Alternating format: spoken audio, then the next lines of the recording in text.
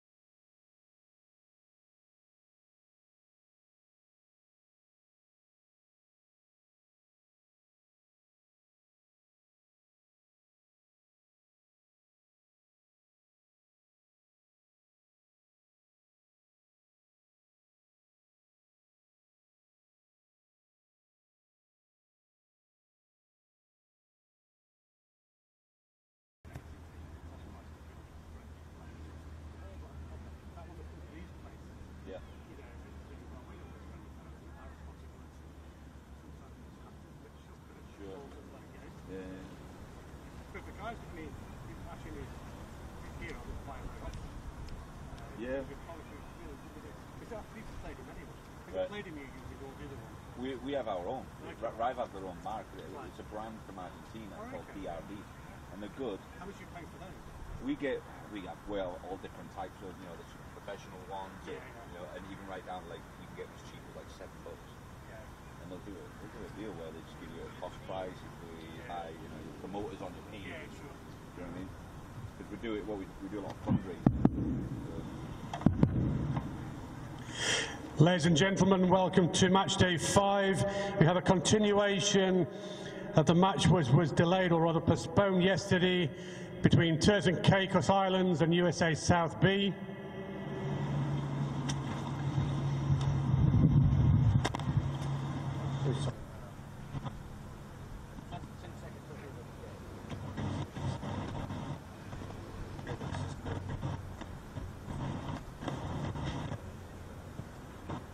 Sure, it's just what I'm doing.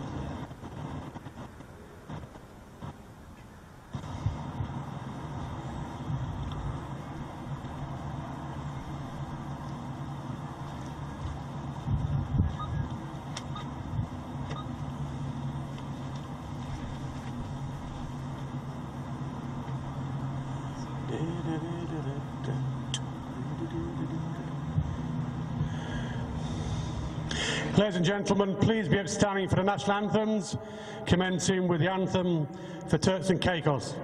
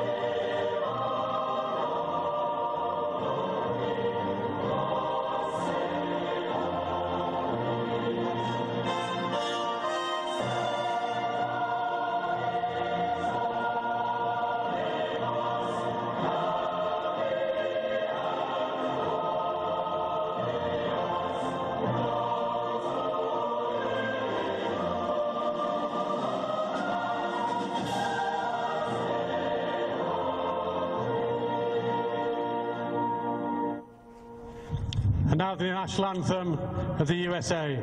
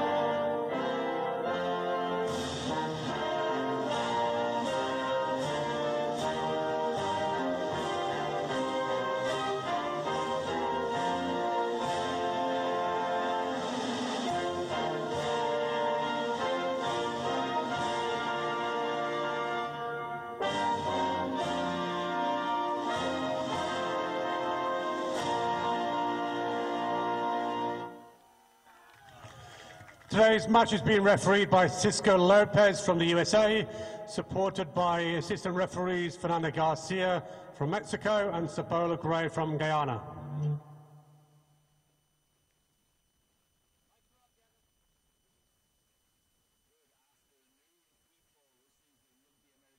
Championship, USA South versus the Turks and Caicos Islands. This was pushed back from yesterday. We had some bad weather.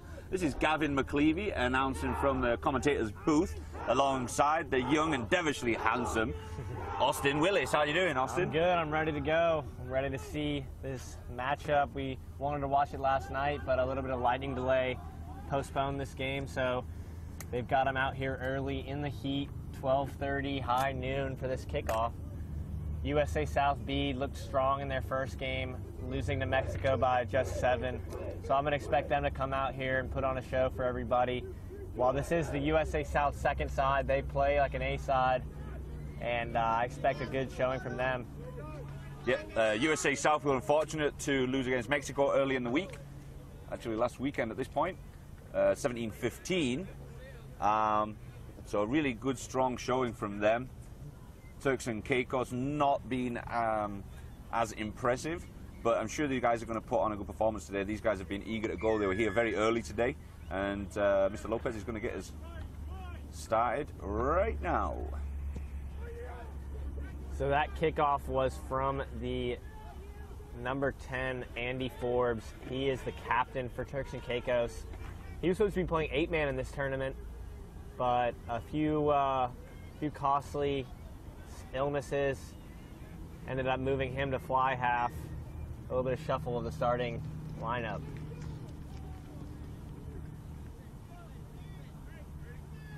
USA South possession early. Yeah, that was USA South contesting at the first ruck. Came out, contested that ruck, and they forced a knock on. And it's going to be a scrum to USA South. Always a good test, the first scrum of the day. See who gets the better of it. I'm going to expect a kick right here from the fly half for USA South, Freddie Purdy. He is from Lassiter, Georgia. He's going to be playing his rugby at Davenport, Michigan. Straight to ground that scrum. Find a bit of better field, moving along a little bit. Field has held up really well. I saw the guys out here from the city cutting the grass a couple of hours ago, and again this year is phenomenal as it was last year in terms of how the field's holding up, with several games a day and lots of rain, lots of sun. It's, you know, searing sun, and then loads of rain coming down, but it clears quite quickly. It's got a nice little crescent on it, so the water rolls away.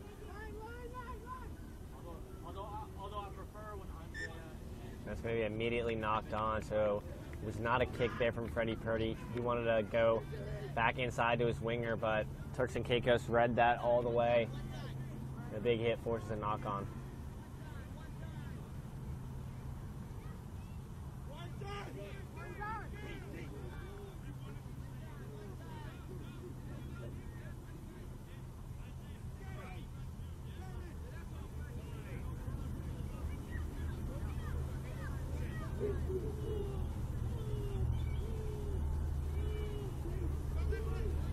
It's going to be an 8-man pick, it looks like here.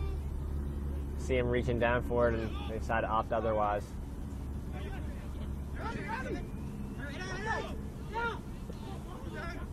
Good hands from Turks and Caicos, but great coverage from USA South, just drifting along, taking care of it.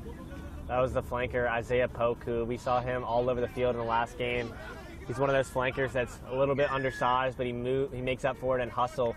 He seems to be at almost every breakdown, every tackle area. Yeah, his fitness level is phenomenal. I've seen him over the last few years, and he is a very conscientious worker. He's very disciplined, trains very hard, a real athlete, and he's got a superb engine on him. And he'll play at this velocity for I know the guys can only play 70 minutes at this age, but he'll easily go 80 minutes if you ask him to.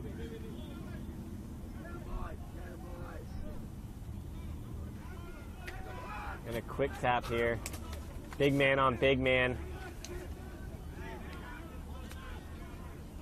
Tackle there from the 8-man for USA South. Noah Mendez, and he forces another knock on, but it's going to be a go against USA South. So it'll be a scrum to Turks and Caicos. Just a little bit earlier, we saw the Turks and Caicos lads, the back line, warming up and going through their structure, and it's not bad. They may surprise the USA South. Got a couple of cards up their sleeves, so it'd be nice to see them pull off a couple of what I saw them practicing earlier. I think the matchup of the game today is going to be the USA South's inside center Doug Vaughter going up against the strong runner for Turks and Caicos, Jed Dorval. They're going to be paired up and have to hit each other all day, and they've both been strong runners in this tournament.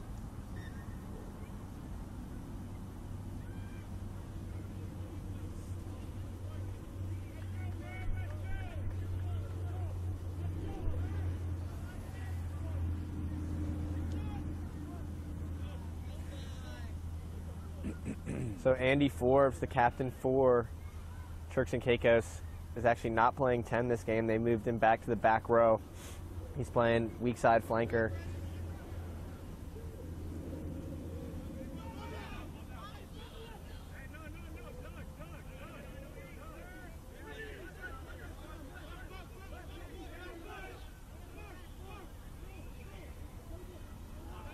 Ooh, slip ball. Turks and Caicos managed to recover it.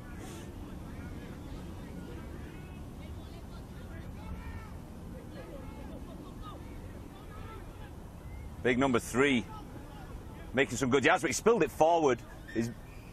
Turks and Caicos managed to recover it with a knock on. Some strong running from Turks and Caicos so far. If they can just hold on to the ball, yeah, could be able to score at this point. I mean, keep in mind that it is very hot. Everybody's sweating. We're all sweating right here in the commentary booth. So imagine the lads out there. And the ball's slick. Yeah, the forearms are wet. They grab that ball and it'll slip straight out.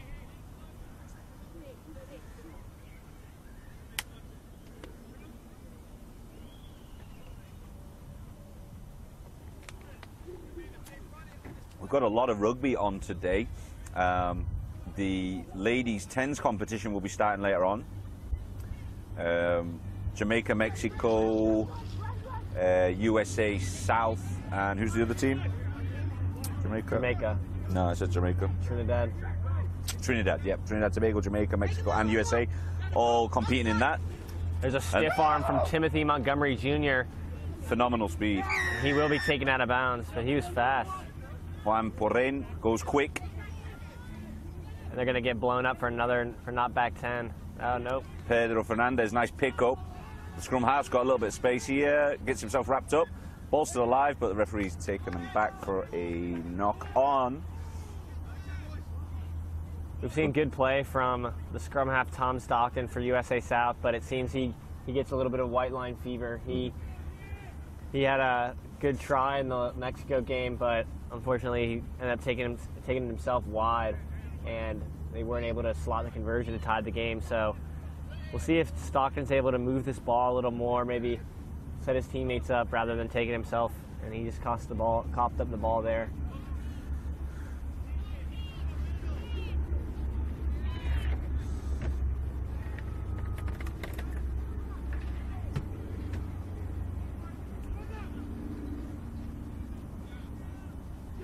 Not a great kick there.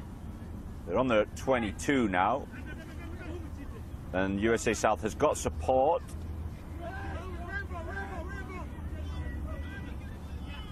little bit of confusion there, but they've managed to clean it up. Now they're spreading it wide. Doug Price, prop forward. He's from the Central Florida area. Actually, I believe he played for Wellington Wizards this last year. Here's Doug Vaughter. Oh, knock on, and we've got a bit of space, and we've got a boy with some legs on him. That's Turks and Caicos. Is going to go all the way to Tremaine Wissick. And that lad had a set of wheels on him. And all of a sudden, USA South are 5-0 down, and I believe they are very surprised. USA South has to move that ball better, or they will lose this game. Tremaine Wissick with a nice little clean pickup, around about his 22 from a USA South knock-on, and just accelerated away, and there was nobody near him. I think there was a second row forward trying to chase him down, and he got burned pretty quick. Yeah, if you give one of those wingers on the outside enough space, they will burn you. So USA South's going to have to try to move this ball a little better, or they're going nowhere.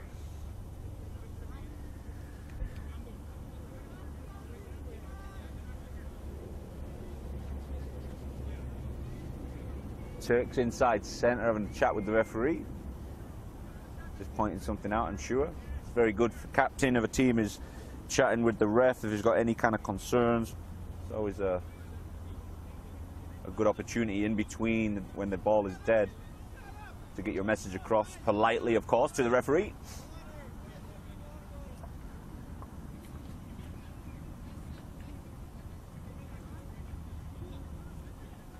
One thing I have noticed about this competition, there is zero back chat to the referees. I haven't seen one player. And the level of refereeing in this tournament has been really high. They bring these referees from all over the country, and they are class referees. So the flanker, number 6. So the score is 7-0, Turks and Caicos Islands. USA South haven't really gotten off the bus yet. Get off the bus, boys. You're playing rugby. I know it's early, you're all on summer vacation, but midday is midday. Let's get to play. Turks and Caicos looks much more comfortable today. They look a little bit more organised. They've had time to have a conversation the last couple of days since the last game. Lots of communication out there. Isaiah Poku putting pressure on the big 8 for Turks and Caicos, puts him down. That's a big hit from Poku on a much bigger lad. Size, yeah. No, he doesn't shirk a tackle.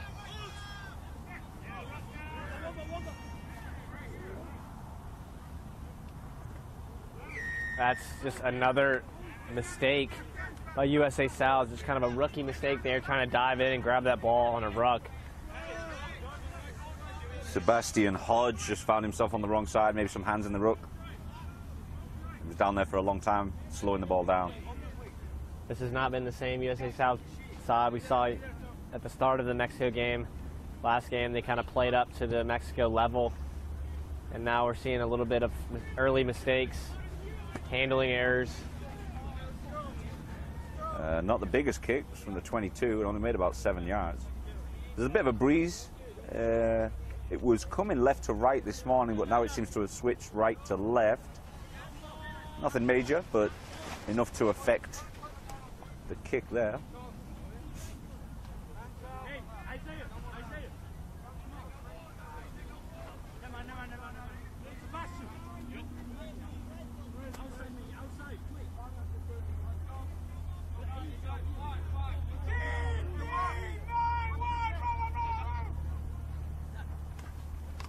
It works. Not pretty, but it works.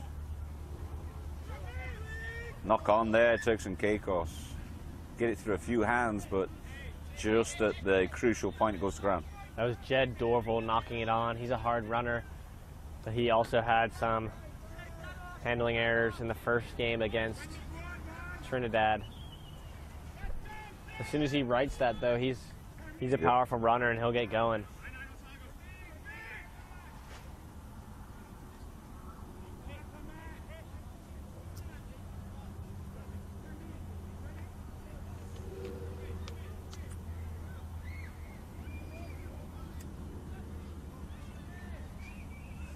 USA South scrum, stabilized. USA South fly half static, but loop around. Another inside step from the 12. He's got yards, he's made yards. That looks like a try.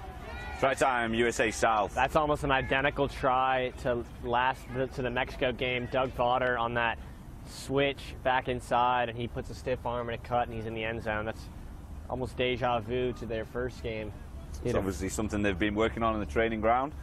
Inside the 22, we're going to call this. And they all looked like they knew what they were doing. Everyone was running in the right directions. And it just dragged the Turks and Caicos team across just enough for him to step inside and find that space. Yeah, he's a burly inside center. And if he can get those smaller players drifting the other way, maybe their hips turned, all it takes is one fend. He boosts himself through the hole for the try. We've seen that from him a few times this tournament. So this to level it at 7-7.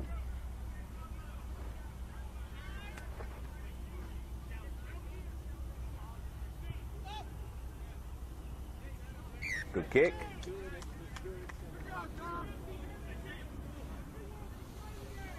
That takes it to 7-7. Successful kick from Stockton, scrum half. He'll be playing his rugby next year at UNC Charlotte, a rival college team to my Furman University, so I'm excited to play against him. We'll go head-to-head, scrum half combo. Nice. But you're better, right? I like to think so. All right. We introduced Austin to Cuban coffee today, and now we've got a crack addict. Yep. He's just supping it down like it's water. He's going to be awake for about 4 days.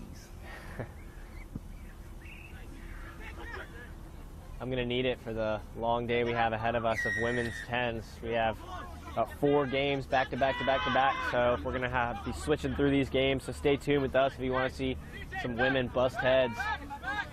They don't take it easy. Yeah, it was a lot of fun, that competition last year, so I'm looking forward to them to get started today. A good kick from the scrum half Stockton.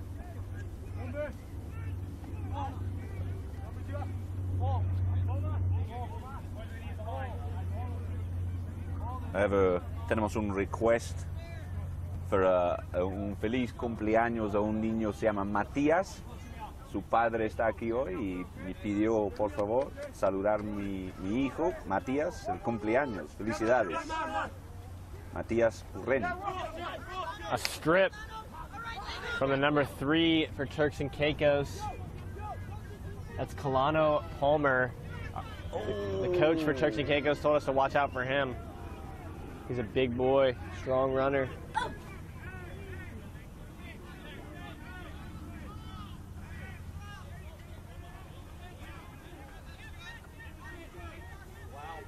They have numbers on the outside if they can use them. It's going to be Timothy Montgomery Jr. with a lot of space in front. He's just going to slip off a tackle. If he's got the speed, he's gone. And that's going to be a try for USA South. Timothy Montgomery Jr., he had a lot of space on the outside, and a little stiff arm gets him in the end zone. Yep, speed and strength. End goal. Thank you, Austin. You didn't say, what did you call it? End zone? I'm working on it. American football. You know, I'm getting used to it. It's all right. Nobody's judging you, dude. Great try. Speed and strength. And just forced himself over there. And good covering tackle, but unfortunately not good enough. It's going to be a tough kick, though.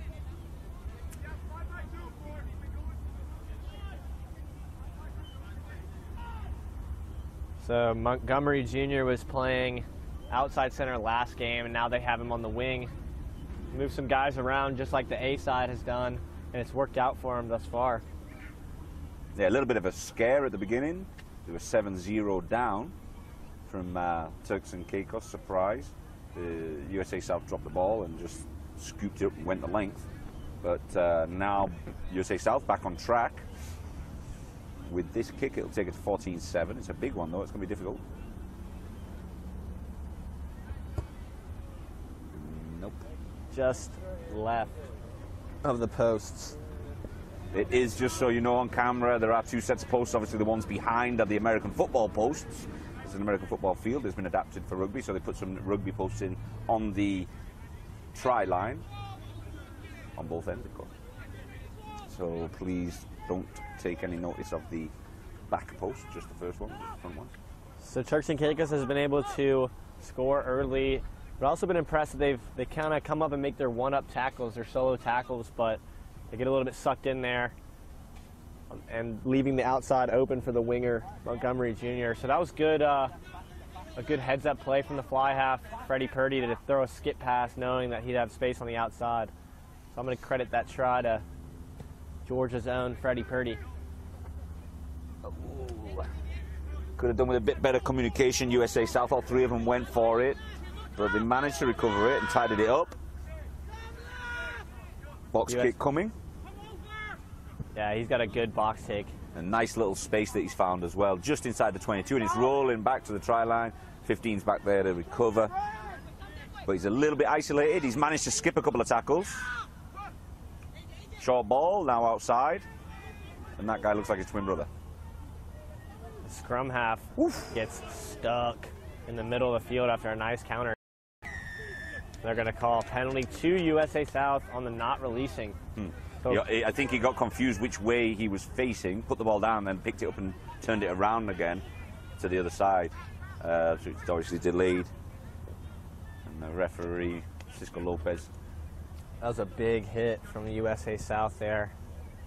That's one of the risks you run, returning it right back into the middle of the field. Somebody's coming for you. But yeah, there's 2 or 3 lads there, 15, 10, and 9 from Turks and Caicos. They all look the same, firstly, from this distance at least. Very true. They've all got similar haircuts, and they all play a similar style. They've got great size. They're a little bit slight, skinny kids, but they've got a definite amount of talent and speed, and they look dangerous in the loose. That scrum half is Caro Outen. He was the player that was ill last game and wasn't able to fill in. So now Turks and Caicos has their lineup back how they want it. And they are down 12-7 to USA South B. That's Felipe Giordani to Fabian Porrain. Back into Felipe. A little short try. Wow. Nice work. Giordanino Felipe from Argentina originally. South Florida adoptee. That was the fullback Porrain flipping it back inside to his wing counterpart. Both boys from the Okapi Wanderers, the mighty Okapi Wanderers. Ah. A couple of my boys that made this team.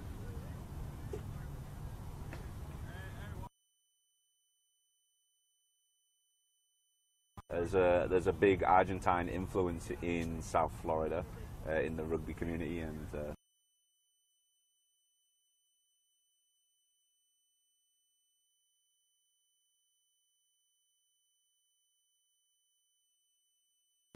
there's 2 great examples there.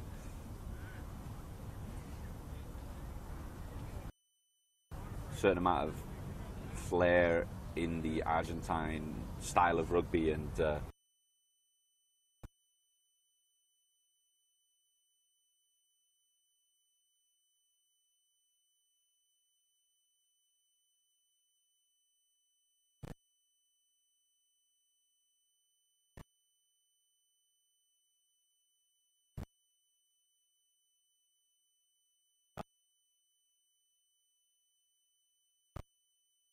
It's not easy. yeah, it must be at least 95 degrees right now.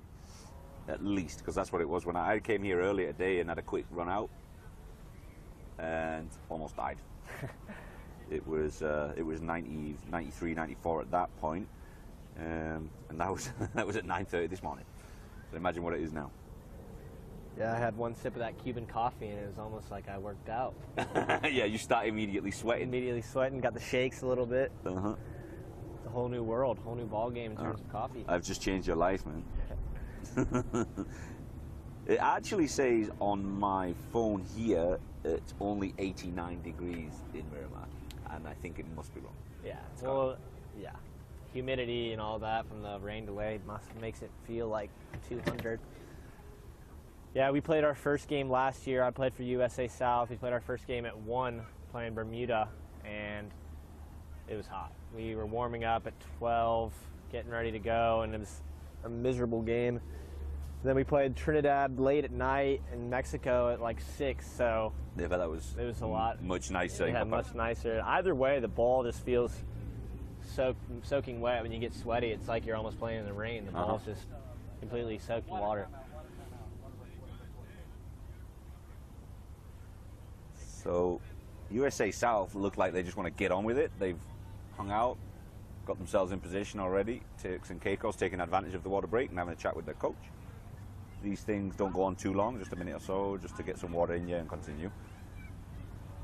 Don't want anyone passing out, which if you'd have seen me working out this morning, I'm quite sure I passed out. Nobody was around to witness it.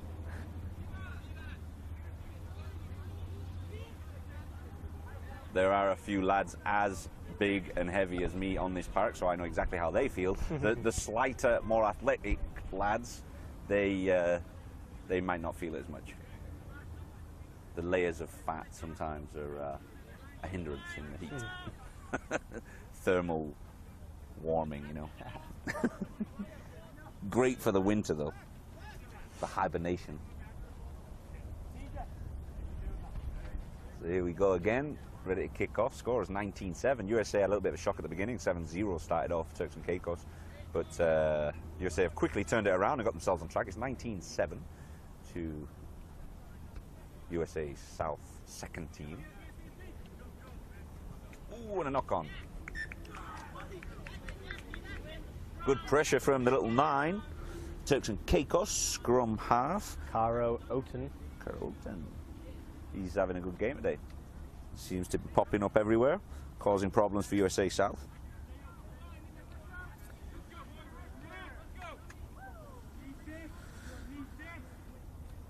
Something I noticed between the two USA South sides is the B side really listens to their leaders.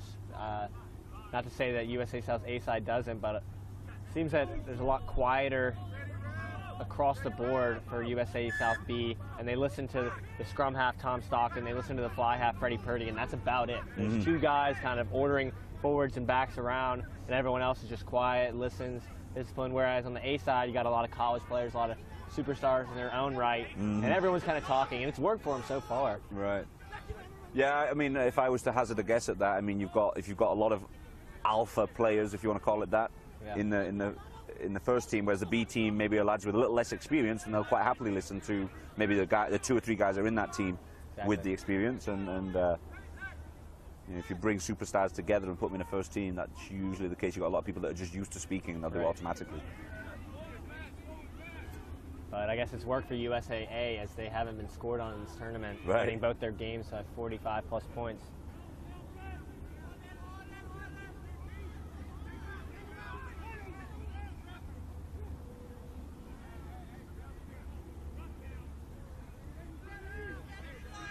Turks and Caicos with the ball. Here's Dorval, that strong man. Ferocious rooking going on there. Doug Price looking for the ball, doesn't manage to keep a grip of it. So this is that frantic attack we see from Turks and Caicos. We saw that against Trinidad. They kind of just pick and go at their own will, running their pods wherever they please, and just let it fly. They want to keep recycling it. They want to have to ruck against that bigger side. Not too much organization. Hands in the ruck from Justin Orenses, local lad again, South Florida boy, plays for the Florida State champions, St. Thomas Aquinas. Still got another year in high school ahead of him. Here's Kalano Palmer. Crunching tackles going in. Definitely taking the whole bigger they are, the harder they fall attitude, USA South, and making sure the big boys don't dominate the game. There's a couple of big lads in the Turks and Caicos team, and USA South do not look fazed by them at all. They will stick a shoulder in. Going to be a penalty to USA South, giving Stockton a chance to clear this ball deep and out of bounds. I think that was not rolling away, was the indication from the referee. We'll see if this ball stays in.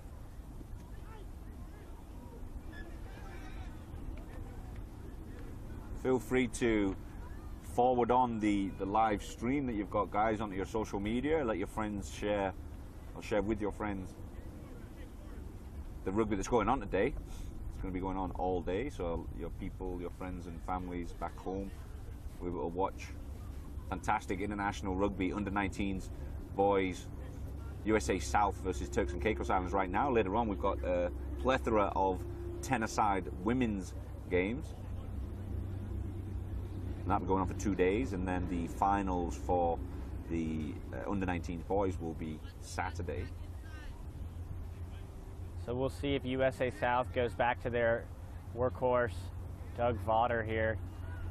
And they do. They let the big boy run. Good yards from the young'un. Clean ball out the back. Another inside pass, and then stepped inside. He's still got 2 men outside of him. If he can offload it, and just a hand in there. Paul Rain may have scored there. They're going to talk to the assistant referee. I think that went backwards off Turks and Caicos, so I think this might be a try here. Yep, that's what I saw too. We're going to see if the referee says it touched Perrine before rolling into the end zone. I didn't see that myself. It's going to be a forward pass, so neither knock on nor knock back. It's going to be a forward pass.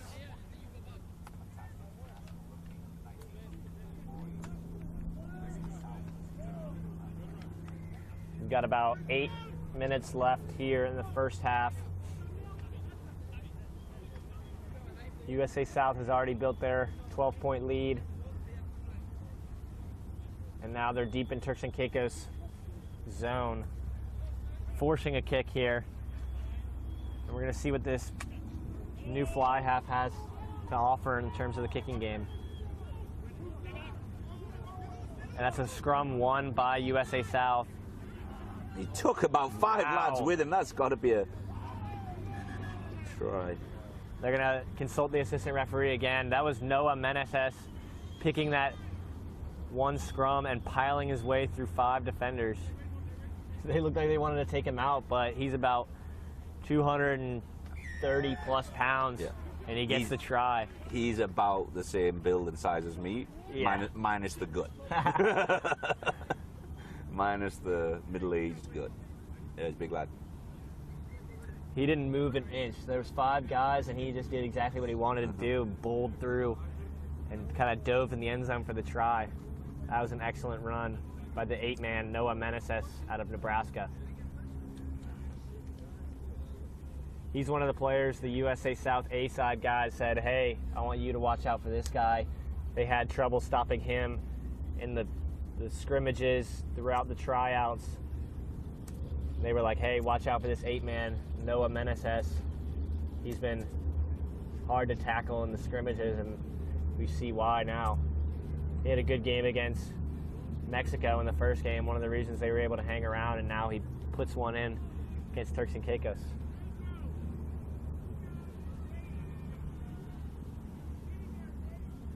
Yeah, they've got into a nice rhythm.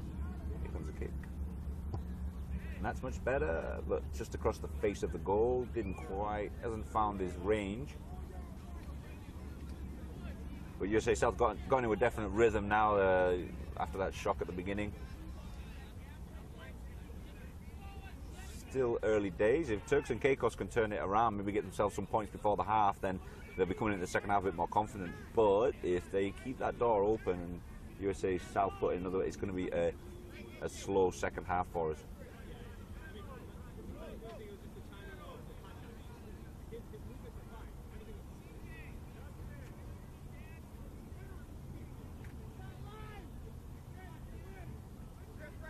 So we'll see if one of those Turks and Caicos players can walk up this line, put their hand up, say, hey, kick it to me. I'm going to go up and get this ball like Trinidad did in this last game.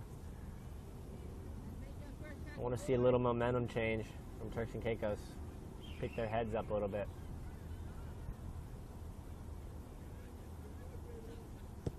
Nice kick from the 6, the flanker, Andy Forbes.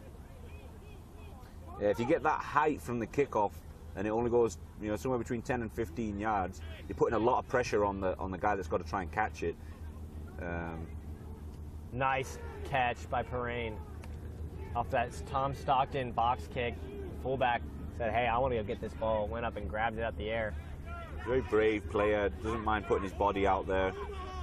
Kind of chunky guy that tends to play fullback and fly half, but he's a much more solid, stockier kid than what you normally find in those positions. So he'll put his body on the line, no problem.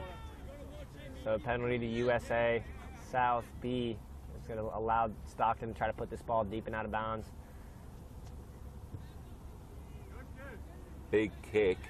A nice kick down to about the 3, 5. They're going to mark it at the 5. I think it was more like a 3-yard line. I think it literally landed right behind the try line flag. So it must have been a yard or 2 at the most. So USA South B is going to have their line out at the 5. Let's see if we see a maul here. The USA South guys have a size advantage, clear size advantage, with a big bowling ball like Meneses. I expect a maul here. We haven't seen it much out of USA South second side, but they also haven't had to. They haven't had a line out this deep in a while.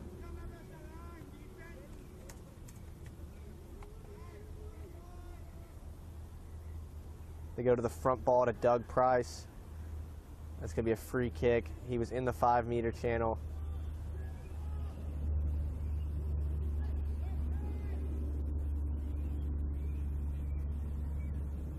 Yeah, quiet lad, Doug Price. Just quietly goes about his business, keeps his head down, does the work. Just what you need from a prop forward. Gets through a ton. Enjoys contact. Scrummaging needs a bit of work, but he's someone that's willing to learn by the looks of it. He's got a good attitude about it. He doesn't overestimate his role. He really just bangs people out of the way. Does a lot of clear out play. Doesn't try to do the highlight glory runs. He's just a solid prop, and every team needs those players.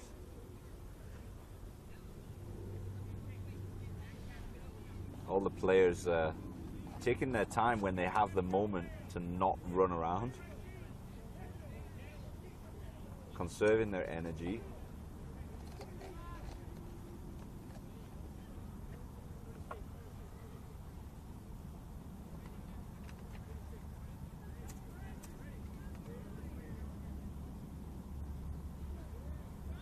USA South wins this line out. Nice offload from Felipe to Juan Perrine. That's that Argentinian combo again.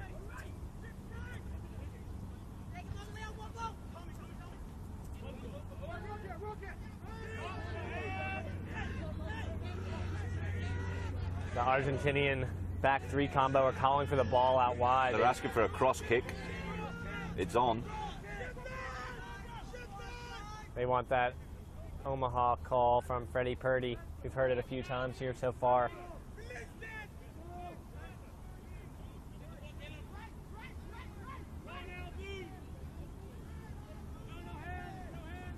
But these forwards are doing the work. There's Isaac Bales. There's another try. Isaac Bales, another Nebraska player. The hooker. He's another bowling ball. Yep. We've got 3 Nebraska players on the field today. Noah Meneses, Isaac Bales, and Doug Vaughter, and they're all corn-fed, big bowling ball type players. And what do they do up there? Wrestle cows for a living? Yep, all 3 of them have a try in this game.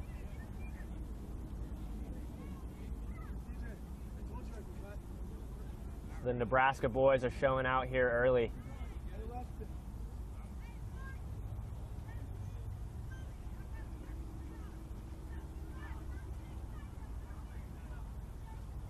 So about 45 seconds left in this first half, and a 29-7 lead. And this might be killing the game off a little bit. I was hoping Turks and Caicos could do something right before the half to keep it within reach for the second, but if this goes over 31-7, it's a lot to claw back in the second half. Right.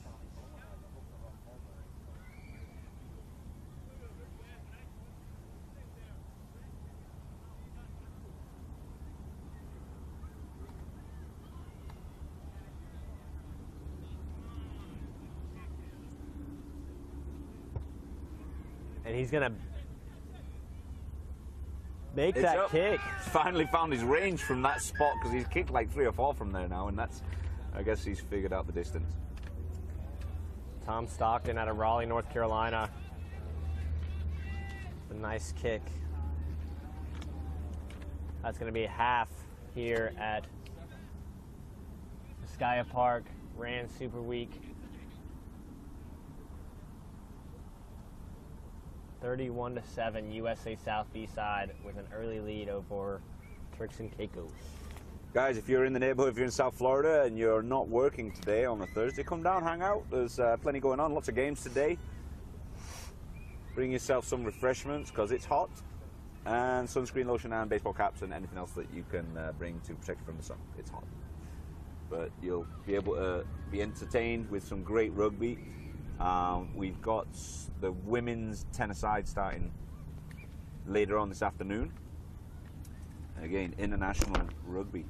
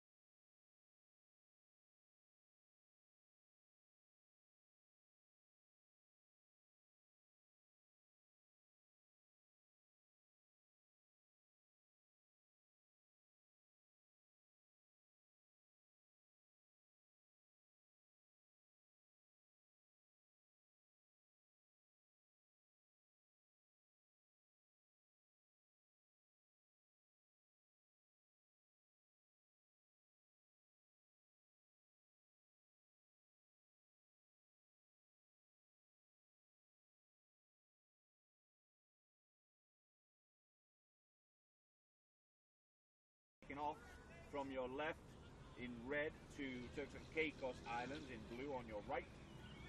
Current score is Turks and Caicos 7, USA South second team 31. Turks and Caicos got an early lead, kind of stunned everybody with a quick pickup on their own 22, and just one kid went the length of the field.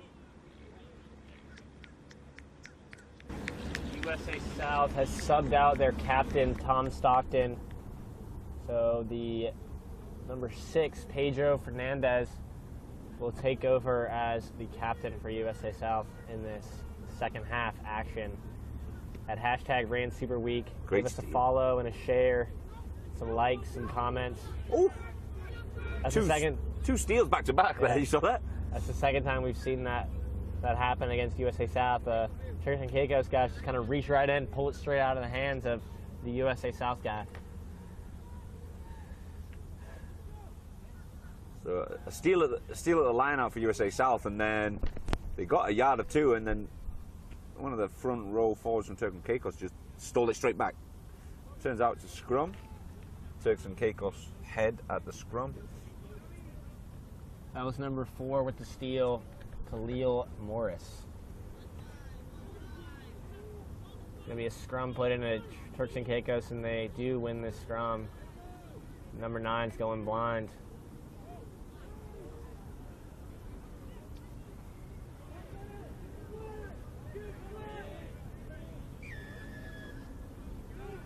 Penalty to Turks and Caicos. Couldn't exactly see what the indication was from the referee. This will be a kick for touch from the captain, Andy Forbes. He plays his rugby.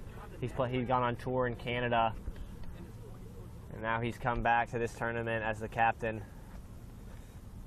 They were playing him at 10 in their first game against Trinidad, and now he is back to his normal back row position. He's going to be playing 6 for Turks and Caicos. Unfortunately, a couple of the Turks and Caicos players couldn't make it. They were Haitian-born Turks and Caicos natives, if you or citizens, but unfortunately couldn't when they were coming over to South Florida on the plane. They got stopped at immigration. Obviously, political issues in Haiti. Even though these kids have lived in Turks and Caicos all their life, so a couple of them couldn't make it, unfortunately. So this is Alec Burcham coming off the bench for USA South. We also saw front row sub Zach Neal come into the game for USA South and a nice run early in this second half. Scrum half, Tom Stockton has been subbed out for Alex Lawson. Yeah, there was Zach Neal just taking the ball in, crash ball, and crushed a couple of lads, went over the top. Very inexperienced. I'll tell you the story behind him because it's interesting. I do some personal training with some of the lads that want to take rugby more seriously, and he was watching at the track about less than a year ago, and he just walked over after I finished a training session with 3 or 4 lads and asked me, "What is this? I've never seen this before. What are you doing?" And I explained, "Oh, it's just rugby." And he's like, "I have to play rugby." And I said to him, because he's a big kid, he has a full beard, I said to him, "Well, the men's team training starts in about half an hour on the next field. I'll be there if you want to come over." And he said, "Oh, can I not play with the kids?" And I said, "Well, you're a little big." His response to me is, "I'm only 16. I thought he was about 28. Honestly, I was looking, he's about 3 or 4 inches taller than me. Wow. Full beard. He's a big boy, and had a good first year. A bit of experience, but he's managed to get himself on a couple of select teams. Lots to learn though, but size and strength are something that is valuable in this game, of course. Zach Neal is the name of the lad. He's a big guy. Big blonde. The big albino bear, we call him. El Oso Blanco. Oso Blanco. They've got numbers on the outside. They can just hold on to this ball. And there's another stiff arm from that lad. That's the second. Oh, look at that. And that's going to be the second try for Timothy Montgomery Jr. The USA South guys call him TJ, and that's try number 2. Both pretty open, maybe a little stiff arm, a little bit more running, and he's in the end zone for both of these tries. He doesn't look that fast, deceptively fast, I think, but his strength makes up for any hint that he might not be quick enough to put on the wing. He starts off running like he's jogging pretty slow, and then that change of pace makes it hard to see what he's going to do. He reminds me a bit of the Sevens, the guy with the beard on USA Sevens at Barrett. Yeah, Danny Barrett. Yeah, Danny Barrett. He likes to patter his feet a little bit and then pick up the pace. and then bashes down the door.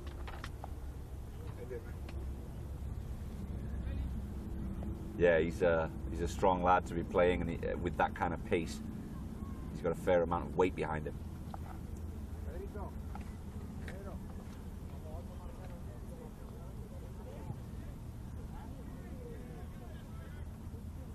Just off on the kick, just short from Poren.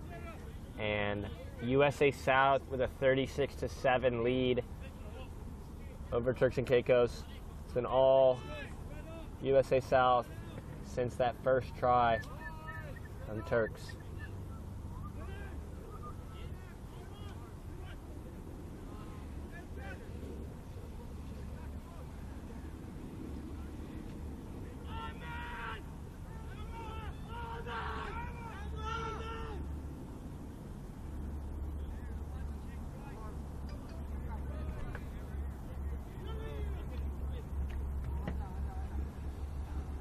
Back to the center for Turks and Caicos. Score is 36-7 to USA South.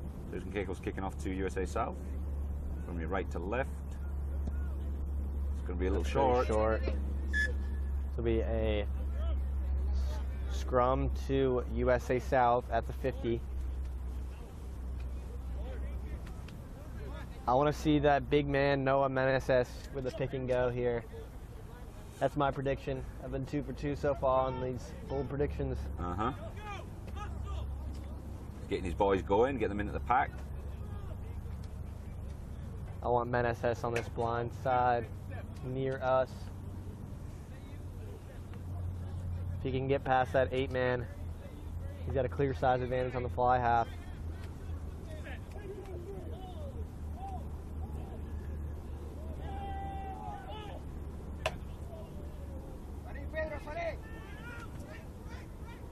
A flip of the field. Here's Poren to Austin to Giordonino. A chip and chase. They'll do that all day. Lots of pressure now on Turks and Caicos. Isolated. They're going to steal that ball, That's surely. a steal from Benjamin Austin to Isaac Bales.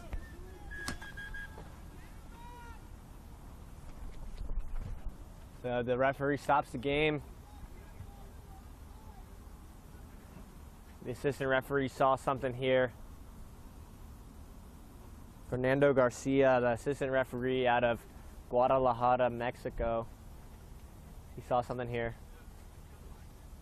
He's going to speak, our referee here, Cisco, is going to speak to the captain for Turks and Caicos. There might be a penalty here. So it's going to be a yellow card on the captain, Andy Forbes. He'll be sent off.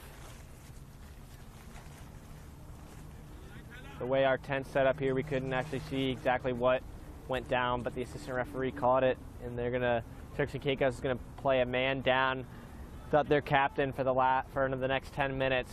I knew that. Down by 29 points. And the 8-man just went and crashed over.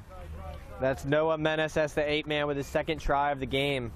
There's a lot of the Turks and Caicos lads were just standing hands on hip waiting for something to happen, and he just went quick and dove for the feet. Nobody was there ready for him. Turks and Caicos look like they've switched off a little bit. Heads are down. So that's 4 tries from the Nebraska boys across the board, and we see Isaac Bales from Nebraska getting subbed out for Georgia's own Elvis Julian Presley.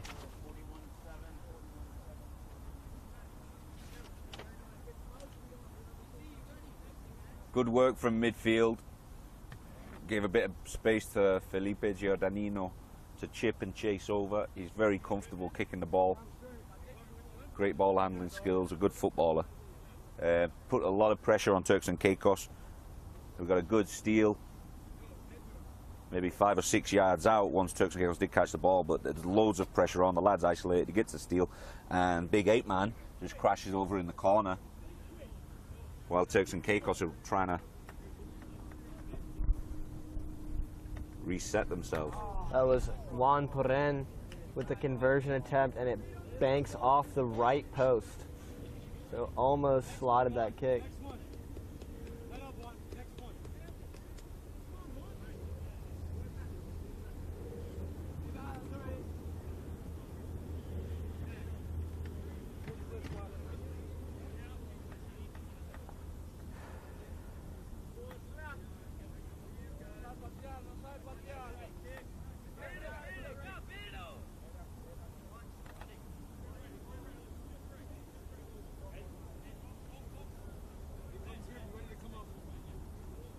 So without their kicker, Andy Forbes, the 8-man will have to kick off. Takes it a bit more simple, just goes for the depth, trying to put pressure on USA South in their own half. See if we can change it up a little bit. There's Julian Presley off the bench with a truck stick. Oh. Excellent bump and run.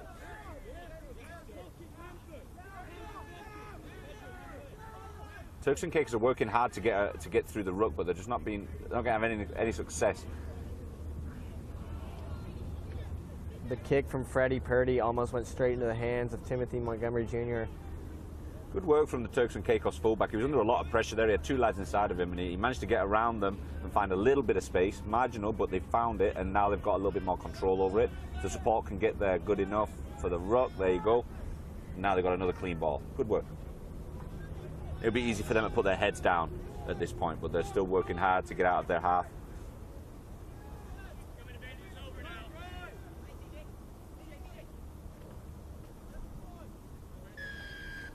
It's going to be a penalty to USA South. Put themselves under pressure there. They're just trying to force it a little bit. They want to see something. They want to get some success, but it means the ball's bouncing around a little bit. It's getting really scrappy, and you're immediately going to start giving away penalties, and that's what we can see right now. And USA South don't spend too much time thinking about the penalties. They'll tap and go, put you under more pressure, leave you on the back foot, makes life difficult, tires you out, saps your energy, especially in this heat. Good take from the winger. Isolated again, though, the support's not getting there. Hands in the ruck. It's a mess. So a penalty to Turks and Caicos, diving in on USA South, kills the drive.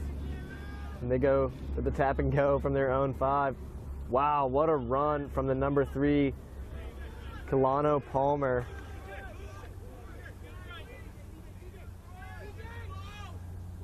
Why not? Oh, that's why not.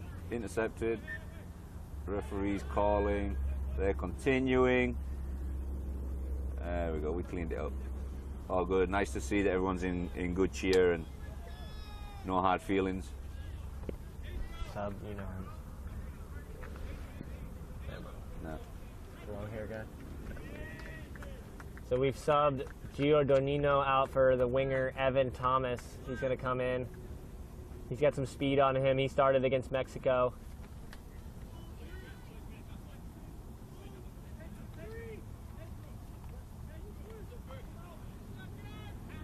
We've also seen number 22, William Lynch, subbed into the game.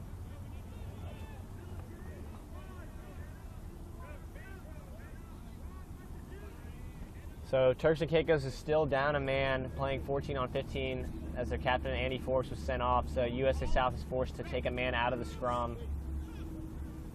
Scrum half fumbled the ball a little bit, but he managed to pick it up. Got it through a couple of hands. They've recycled that. Good pressure from USA, just making them think twice as they're catching the ball, and ball goes to the ground. USA South recovers. USA now is front foot ball.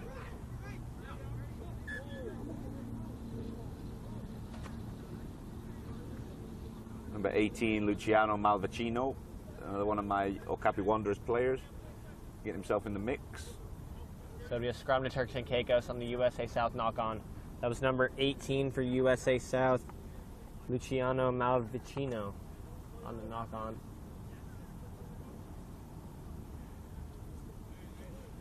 Playing flanker today, occasionally he'll play prop forward, but obviously there's a lot bigger lads in this squad, so that gives him an opportunity to play flank. I think he enjoys it there.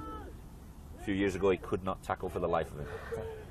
Spent a day with him and he figured it out. The light went on, and he's enjoying his rugby. And this looks like they called it back. It's going to be offsides. Alex Lawson, the backup scrum half, almost had himself a try there, but they're going to call offsides. Penalty to Turks and Caicos.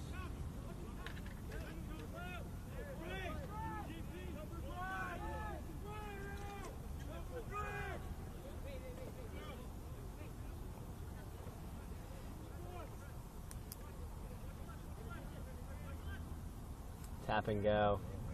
This is going to be Kalano Palmer. Hard runner for Turks. He's tackled backwards. Scrum down to USA South. So this game slowed down significantly since the first half. It's gotten a bit scrappy. The Turks and Caicos guys are kind of running out of ideas, and they're trying to switch it up and change the attack plan. But every time they do, they're getting shut down by USA South, and USA South keep applying that pressure. They keep getting scrums or penalties inside the Turks and Caicos 22, causing all kinds of problems. And now USA South have got a 3 or 4 fresh set of legs on. Oh, great steal! A little scrum half, Turks and Caicos. Ball to ground again though. It's letting them play advantage by the looks of it. Found himself a little bit of room. Line break and a steal from USA South. This ball has gotten real sloppy in the last few minutes. That's going to be another knock-on after knock-on after knock-on. So we're going to go to scrum again. 2 Turks. Turks and Caicos lucky to have gotten that, really. I saw a couple of knock-ons, but there's other stuff going on there that maybe I can't see the referees picking up on. But for my money, this right here, I want the longest relationship. That's the best team.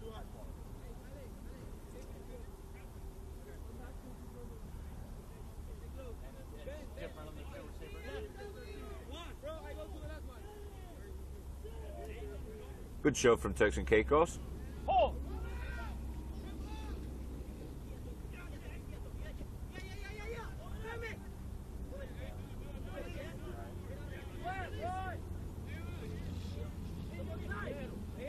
He's a hard runner. That's the fly half for Turks and Caicos, Sherman Taylor. And while he is very slight, like you said, he can run hard. Yep. Stiff arm. Yeah, they got some guts to them. The halfbacks from Turks and Caicos, they work hard. They have no problem running at much bigger guys. They find that space, they step to the man, then they step to the space, which is always difficult to deal with, and it usually draws in a couple of defenders. And then they look for the ball out the back. They are a handful.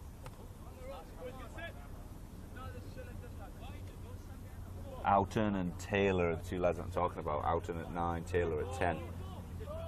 They have no problem running straight down the throat of a couple of prop forwards.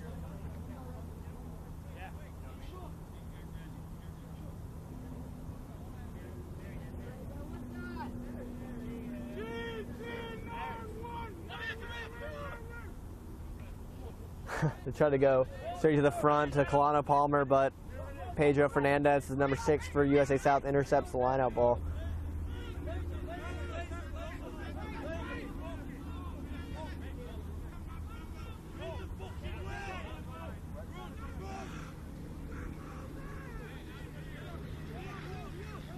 That's Julian Presley, the backup hooker for South, second side.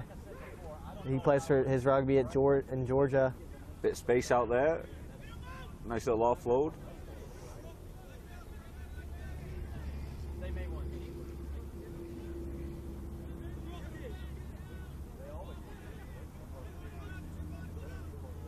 There's Presley again. Every time he runs, he kind of barrels through. Yeah, he drops his center of gravity, drops a shoulder, and he always makes a yard or two. The exact kneel, 3 lads to take him down. One of them might stay down for a while.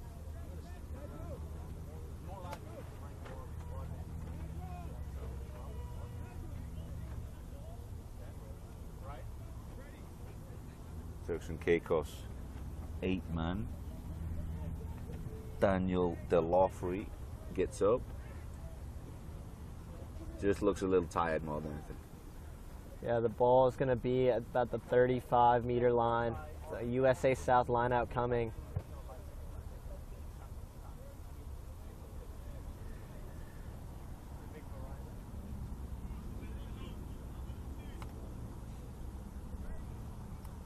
Current score is 41-7. USA South leading with 41 points. Turks and Caicos on the right-hand side in blue with 7 points.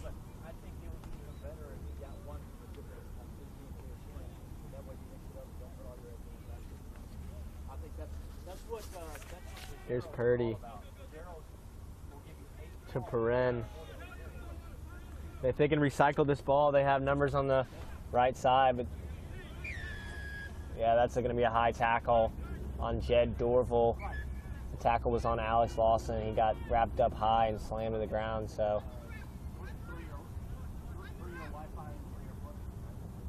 Purdy's going to make the decision here. They're going to go for post or a penalty play. Yeah, it's going to be a penalty play. Oh, no, it's going to switch it up. So finally, a decision's made by Purdy. They're going to go for post here. There's still 14 minutes left in the game, but I'm presuming USA South don't want to kill themselves, so they're going to take the 3 points, make their life a little bit easier. So a win from USA South here is going to move them on. They're going to play for 5th place against Jamaica in their next game.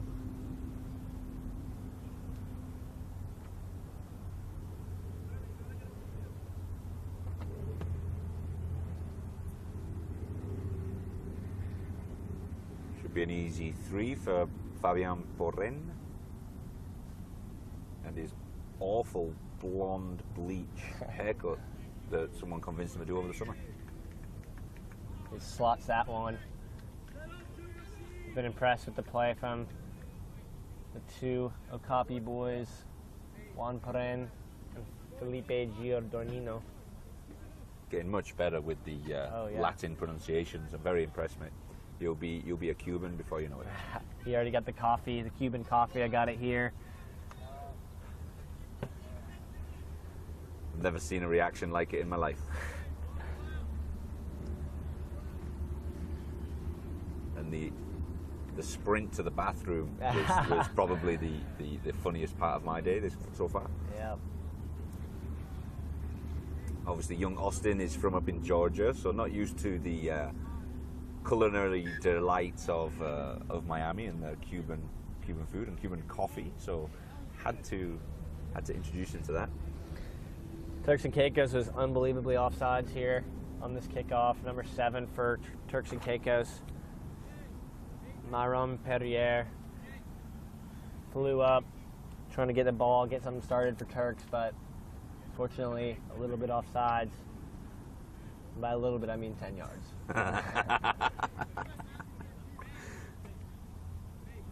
If you're just joining us on Facebook Live, I'm going to put a link up so you can watch the game that I'm watching on YouTube. It's Rugby America's North. If you go into YouTube, it's Rugby America's North. You'll be able to watch the live feed from right here. Rather than looking at my ugly face, you could watch the game.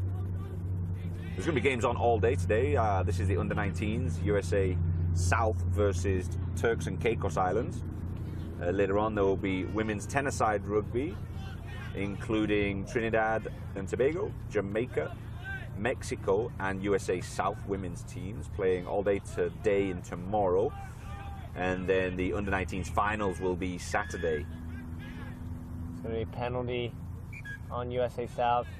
He might dig in his pocket here. He's just going to speak to the Pedro Fernandez, the new captain for USA South, second side, as Tom Stockton was subbed off at the end of the first half. He's been one of the MVPs for this second side so far. He's kind of all over the field, the tackles, and one of the smarter players for USA South second side in terms of coaching and setting up good post defense on defensive structure around the rucks.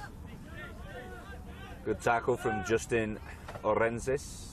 He's been working hard on his tackling last month or so. He realises I love it when a lad that recognises his weaknesses and wants to work on them. And so he gave me a call and asked if I could spend a bit of time with him working on that, and I was happy to do so. Can't say no to a kid that wants to improve himself. Exactly. I think it's a good sign of a great future player when he recognises a weakness and says, "Listen, I need to work on this. What can I do?" Very easy to just keep practicing the things you're good at, isn't it? Mm-hmm. Yeah, he plays for St. Thomas Aquinas. He's still got another year in high school. He's already about 6'3".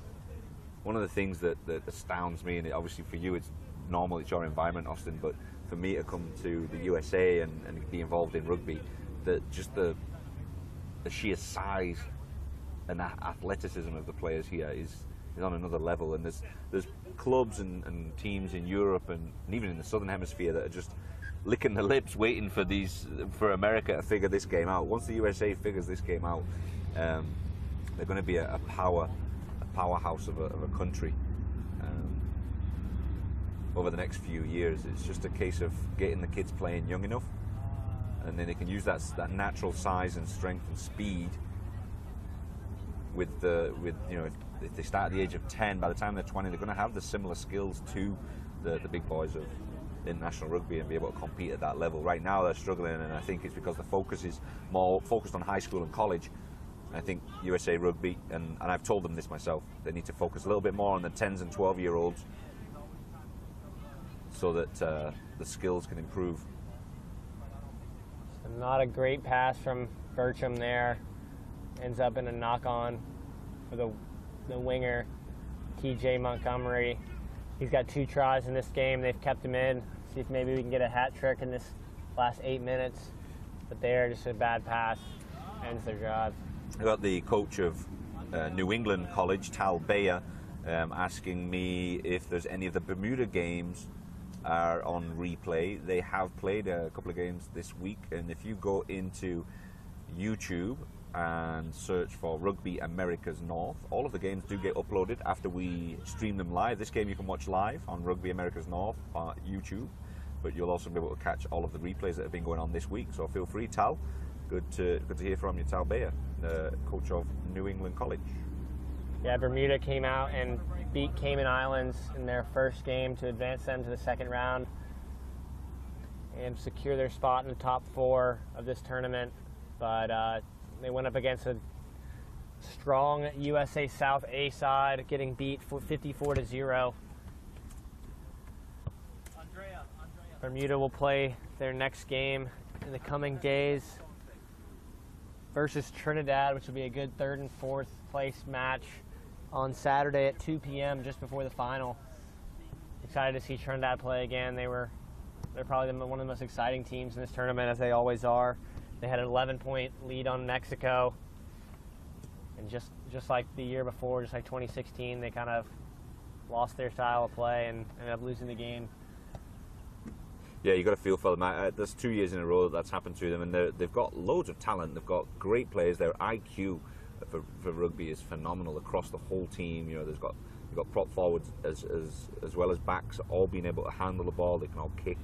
They've got all kinds of talent, but they choked again this week in the semi-final, and there's no real answer for it. The guys are absolutely devastated. I was speaking to the coach late last night. We were texting back and forth, Jerome Poon Tip, and he literally wants to try and distract his boys today before they go into 3rd and 4th place playoff later in the week.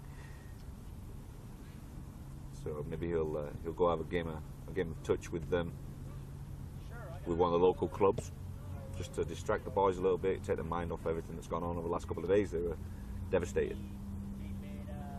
I think they thought it was their year this year, and I did too, actually. But Mexico were phenomenal yesterday. Yeah, Mexico simply wanted the game more. Yeah, and I think they were just more tactical in their play. They kind of took it slower, moved the ball. They knew exactly what they wanted to do. They took shots at goal in the second half instead of being more aggressive. They ended up getting the ball and over again late in the game as Trinidad made some mistakes, coughing it up, getting scrums inside their own zone, and they just put the ball away and were able to score. So Mexico looks good as they always do, but I think this is USA South are the favorites in the final, being the defending champions, being the fact that they haven't been scored on yet, and putting up good points, 47 and 54. And I think Mexico, they started yesterday's game missing 3 players through injury, and severe injuries that they're not going to come back from before the end of this competition, that's for sure. A couple of broken legs actually as well. So that's going to be difficult to turn up after, just to reinvigorate themselves to do what they did yesterday and do that again this week is not going to be easy. Right. With only 20 players. They travel with 23, 3 are injured, actually maybe a 4th because one of their players did get taken off on a stretcher again in that other game, so they may turn up with 19.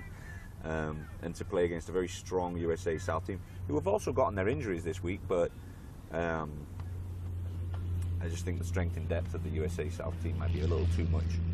Yeah, USA South is going to be down one of their better centers, Andrew Rapay. He had a broken collarbone in his first run in the first game of this tournament. So he'll be out, and they had one red card suspension, so they'll be down a few players themselves. Yeah, the disciplinary committee this week have been up to their eyeballs in it. Not at the beginning of the tournament was fine, but then a few yellow cards and even a couple of red cards got dished out over the last couple of days. Little things, just accidentally tip tackling or a little bit of contact with the head, which the rules have developed nowadays, and not all the kids are up to speed on some of the rules where there really is zero tolerance for a couple of things.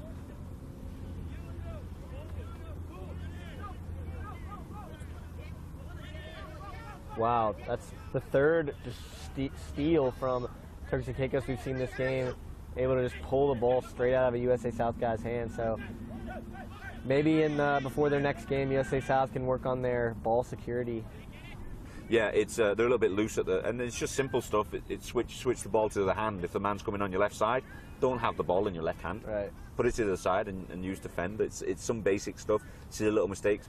The young lads making some basic mistakes, and they just need to polish those off. There's a lot of talent in the USA South team, even in the second team, and they just need polishing. It's just conversations with coaches, correcting in the moment rather than maybe correcting the next day watching video. It's the sort of stuff that if a coach just mention it in their ear at halftime, hey, make sure that you're doing the right things and correcting as they go. Kids at this age tend to learn a lot quicker that way. 5 minutes to play here at Vizcaya Park. USA South second side up big, 44-7 on Turks and Caicos. With a loss here, Turks and Caicos will play the Cayman Islands as both teams are 0-2. That game will be at 3 on Friday, so tomorrow.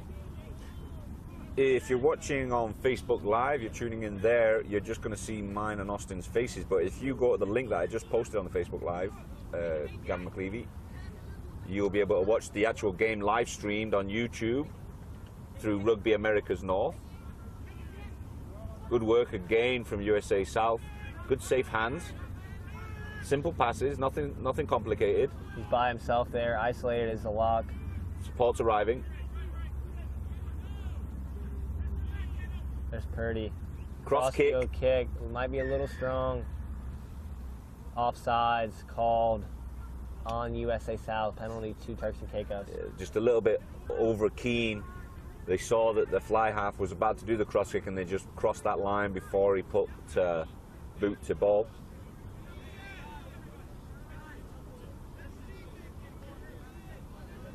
And the fly half USA South doesn't look too happy. Walking himself off the field, but told to go back on.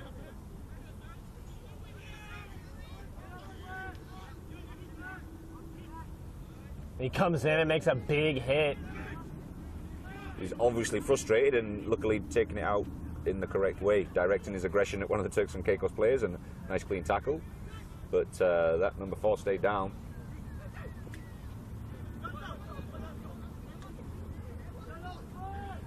Focused aggression is what you need to do in this game, and thankfully he did that. So that was Freddie Purdy, a little bit frustrated. The number 10 frustrated his team, couldn't stay on sides as he attempts that first cross-field kick. And then he comes back in as he's walking off the field, comes back in and lays the wood on the number 4. And number 4 staying down. Number 20, USA South, just got himself a yellow card. That's Evan Thomas. Yeah, he just got laid. He was laid on the wrong side of the ruck at the breakdown, and I heard Cisco Lopez, the referee, just say that's the second time you've done it. You're gonna go. So he gets 10 minutes in the bad boys box. Won't affect this game, but could affect his appearance later in the competition. Got himself a yellow card, just laying on the wrong side of the ruck and causing them problems, slowing down the ruck for the Turks and Caicos Islands. So USA South, Julian Presley is going to have to come off here. I see he's got a cut on his head he's bleeding from, so they're going to make a blood substitution here, which actually doesn't count as a substitution in international rugby. He'll be able to come back on if they can attend to that cut, but I doubt they will with only 1:45 to go. So I've been really impressed with the play from Presley. Every time he gets a ball, he drops his body low, gets that center of gravity low, and bulls through some players. Number 16, yeah? Yep. Yeah, he's got a solid game. I'm sure he'll be fine. Stitch him up and be good to go again.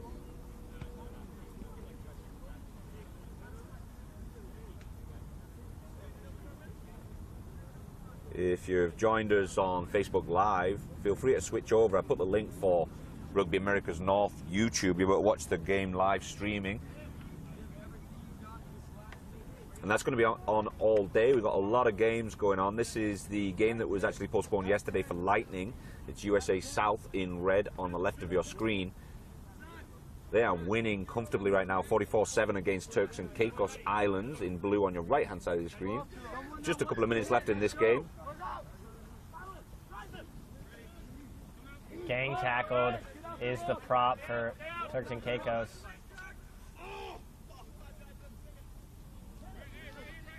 That's a steal for your boy, number 18.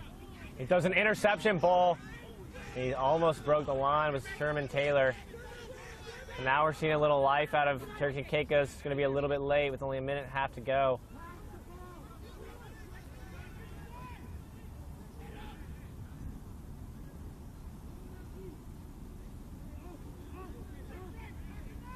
An interception from Juan Poden. Matt Morin there is a prop forward, another player from St. Thomas Aquinas in the South Florida area. USA South has a man advantage on the left side. If they can just move it, and they're going to kick this ball away. Good kick, found the space, and it went straight out. And the Thunder and Lightning is starting. We're probably going to be able to wrap this game up without having to stop short. That's been the story of this week, is the lightning delays. Gotta love South Florida at this time of year. It's basically, you wake up, the sun is shining, you won't have a cloud in the sky, and usually it gets to about 95 degrees by about 2 o'clock in the afternoon, and then the heavens open, and it thunders, lightnings, and drops about 1 billion tons of water on you, and then you're good again for the rest of the day. I feel for our production man, Chris, up there standing on top of his truck. He's in the... as our lightning rod.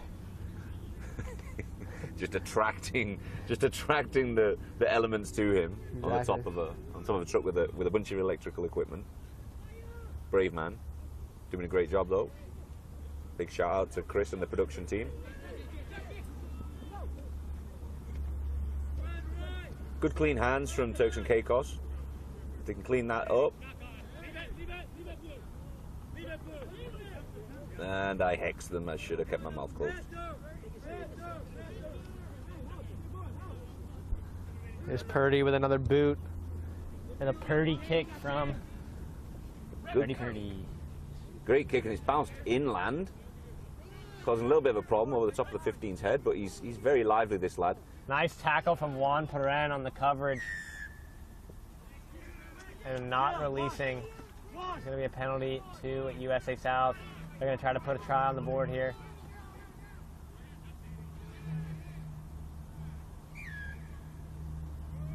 So not 10 was Turks and Caicos.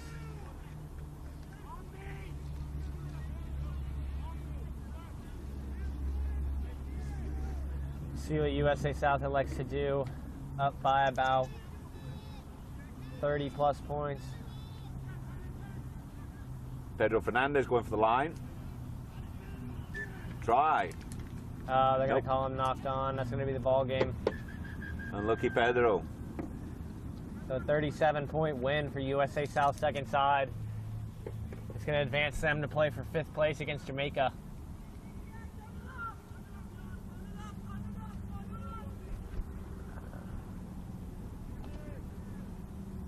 All right, guys, thanks very much for joining us. That is USA South 44, Turks and Caicos 7. An impressive performance from USA South's second team against Turks and Caicos. We are at Vizcaya Park.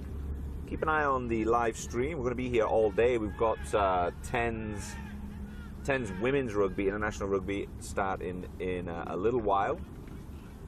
And we will catch you all later. Thanks very much for joining us here. Have a great rest of the day.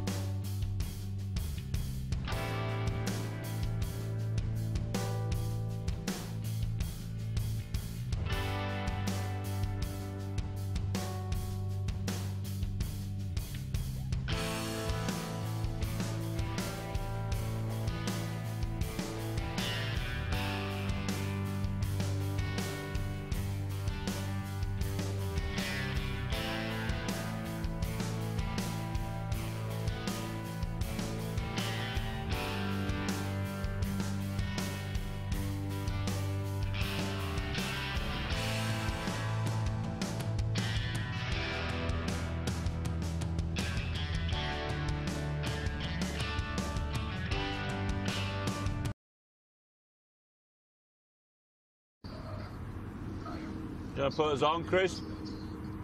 Ready, man? Yeah, looks like they're getting ready.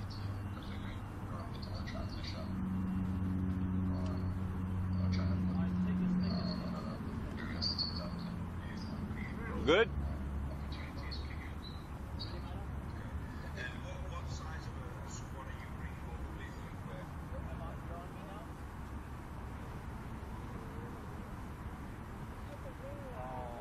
All right, Gavin, you're hot. Mike's are hot. Mike's are hot. Good afternoon. Welcome back, guys. This is Gavin McLeavy at the Rugby America's North competition here in Vizcaya Park, Miramar. We're about to get underway. We had a bit of a lightning delay after the first game of the day. We have got coming up a real treat for you. We've got Trinidad and Tobago women's 10s team versus USA South. This is the first game of the female portion of the week. That's going to be going on all day today and tomorrow. With me, I've got Ail Hakim, a very experienced women's coach from right here in Florida. Welcome, Ail. Thanks, Gavin. How you doing? All good? Doing all right. All right, ready for some entertaining rugby? We should be just a minute or two away from getting this all started. While I've got you here, could you tell me a little bit about what you do in Florida for rugby? What's your kind of position? What's your passions? What's going on? Well, currently I coach Fort Miami Women's Rugby Club. They're based out of South Florida. On top of that, I also coach a select side sevens team, Phoenix Rugby, over the summers, as well as taking them to international tours. We've done Barbados, Amsterdam, the Common Vegas Sevens. And then I'm also trying to help develop the women's program in any way possible, basically. Excellent. Yeah, I mean, what they've done this year and last year with the women's international stuff, just to make it a bit simpler to create numbers, doing the 10-a-side seems to work. It's a little bit more competitive than maybe the sevens. You get maybe less teams, but you can get more players in the team. It's not quite as demanding that you'd have to bring 25 people or 23 people over for 15 aside. So what's your general opinion of the 10-a-side game? Is that something that you've come across before? How common is it in your experience? It's not as common here in the States, but I've experienced it over in Hong Kong and also in Cape Town. And the game tends to flow a little bit nicer than 15s, but it also has that impact that sevens gives you. So you have the excitement of sevens and the kind of big hits from 15. Right. Yeah. It's a good hybrid, isn't it? Yeah. Especially if you've got that, you still got that space that you may have in a sevens team. So there's plenty of evasion go on, but you still get the contact because there is enough traffic there. But you maybe don't get as bogged down as what you do in the 15s games. But talking of bogged down, we got absolutely washed out earlier by some serious thunder and lightning, and the rain came down. The commentator's booth got flipped. It was an absolute disaster, but we've recovered. We're all right. We nearly got struck by lightning. Lots of water came down, but this field in Miramar is absolutely phenomenal for drainage. It's got a good crest to it, so the water drains off to the side pretty quickly. I mean, we've been sat around for maybe an hour and a half, something along those lines, and it is a dry ground again. Not to say that we won't get rained out again at some point today, possibly, but stick with us. We are on YouTube at Rugby America's North. Feel free to share it with your friends and family around the world. Get on your social media, Facebook, all of that, Twitter, and you'll be, if you hashtag Rand Super Week, everybody will know what's going on. These girls are about to get underway. Referee Khalil is just observing the Trinidad ladies getting into position, and we should be off to the races. 2 10-minute halves, 10 players in each team, so it's pretty quick. And they're off. Nice deep kick.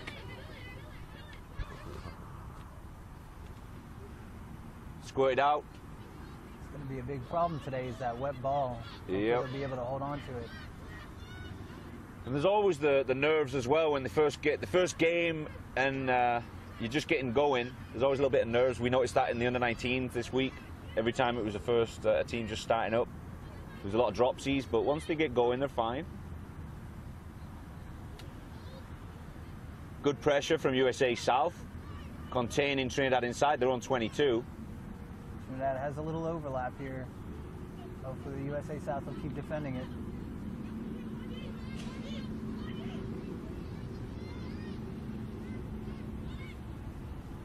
Good stifling defense here by USA Rugby South.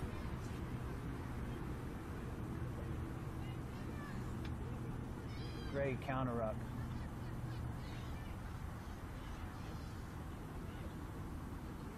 USA South look a little bit more organised at the ruck, at least the timing of arrival. See if they can get it wide.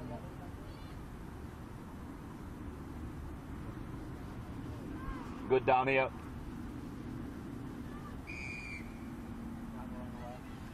Penalty, not rolling away.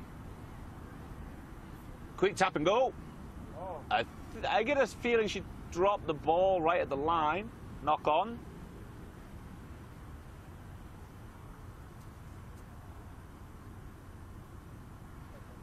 And they're going to have a scrum. Let's see. Scrum Trinidad ball. Trinidad and Tobago ball. Is it 3 or 5? A five-man scrum? 5-man scrum, yeah. Wait for it to squirt out pretty quickly. Not as quick as sevens, but it'll come out awkwardly. Yeah, there's a lot less boots in the way, so that ball should come out relatively quickly. Penalty for dragging it down. And Trinidad are off. They've got a little bit of space down there. Nice stiff arm. She's still going. She's working well. And the offload's nice too.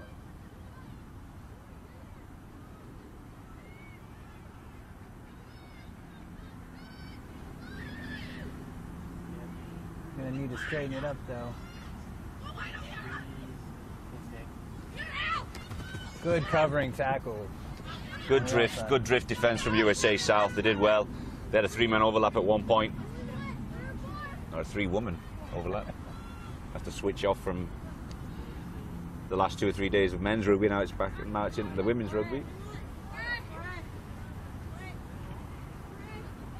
USA South line out right here in front of the camera, so you're going to get a great view of this, guys.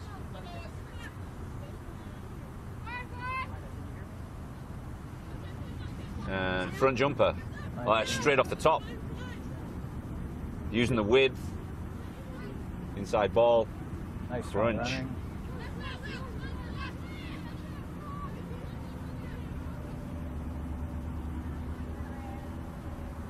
Just managing to keep on the ball. It's on the ground. They've recovered well. Went backwards, says the referee. Great running from the number 3 USA South, Casey Bird from Life University. And there's a knock on there. Off the face. Got to put it in the bread basket.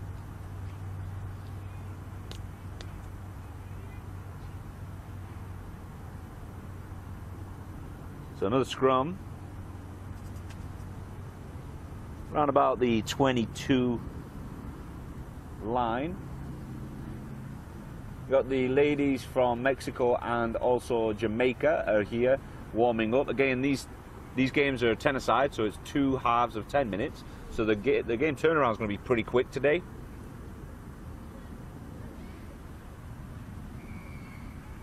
Hopefully we can squeeze it all in before the next round of lightning. Yeah. Some space out here. There's a lot of space wide. Little step inside, outside. And a kick to centre.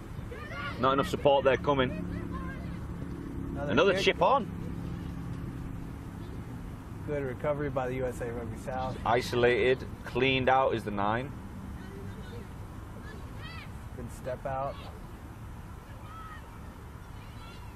Just need to spread the field a little more. They tend to shuffle all the way to one side every time. They can use this. They got a 5-on-3. Ooh, she's through. Gone. She only got 1 to beat. What's she going to do? Steps inside, outside, looks for the pass on. It's a knock on from the USA 7. It's that Ali Hill from Nashville. Unfortunately, she had open space in front of it, but just couldn't manage to keep a hold of it. Nice flowing, entertaining rugby, end-to-end stuff. USA maybe have the edge at this point. There's just under 5 minutes left in the first half.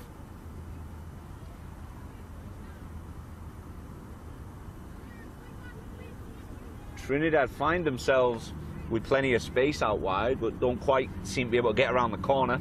The covering defense from USA South is pretty solid.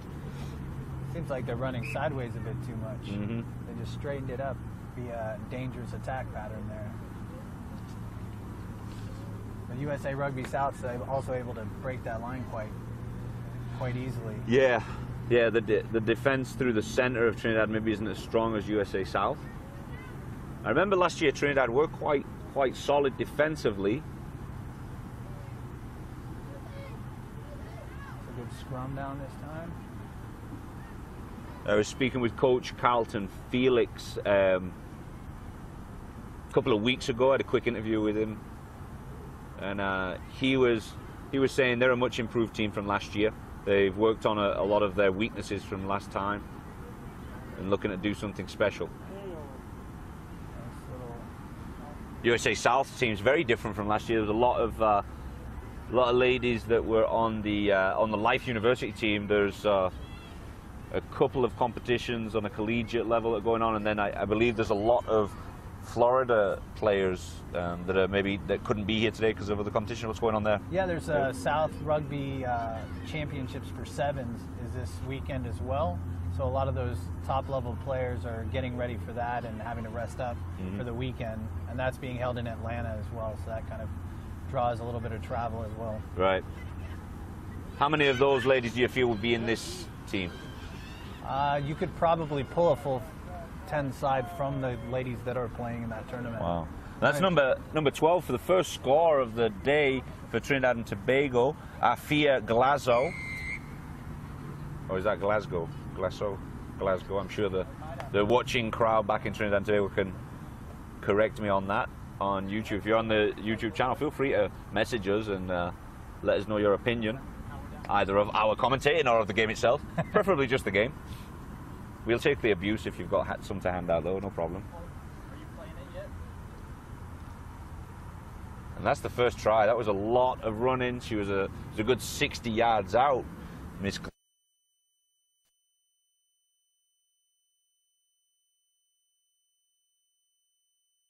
To the outside.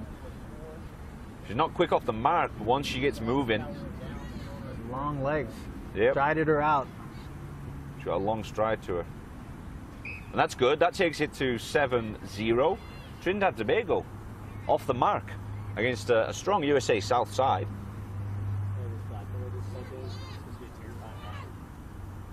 Wasn't it? So the number one for USA South, Carla Clanton.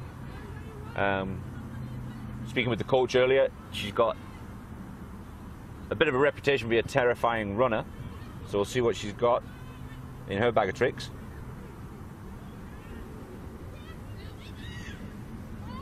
Good yards. She's still going. Good leg drive. Yeah. Finally, Trinidad and Tobago take her down. Scrum half looking for a number 4. Now we get to see her run. Drags in 2 players at the same time. Yep, she's attracting attention early. And she can ruck apparently too. She took 2 or 3 girls in that ruck. They need to start using the width now, though. Here she goes, actually. She wants to go down the middle.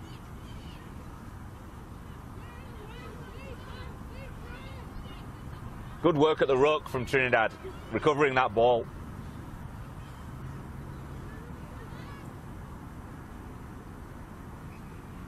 And a knock-on from USA Rugby South going after the ball. Good aggression. And that's the half. Like I said, guys and girls, this is just 10 minutes half, so that's your first half. Trinidad and Tobago is 7-0 up. I'm not sure how long the break will be. I don't believe it should be too long. I missed the memo on how long the half times are going to be for these. They're normally 2 minutes, similar Just 2 to minutes? sevens. Yep. Yeah. but enough to catch your breath, take a swig of water, and get back out there. My apologies, I have not prepared much for this, as we were running around like headless chickens avoiding lightning strikes for the last hour or two. Didn't get a chance to prep as we would normally like to.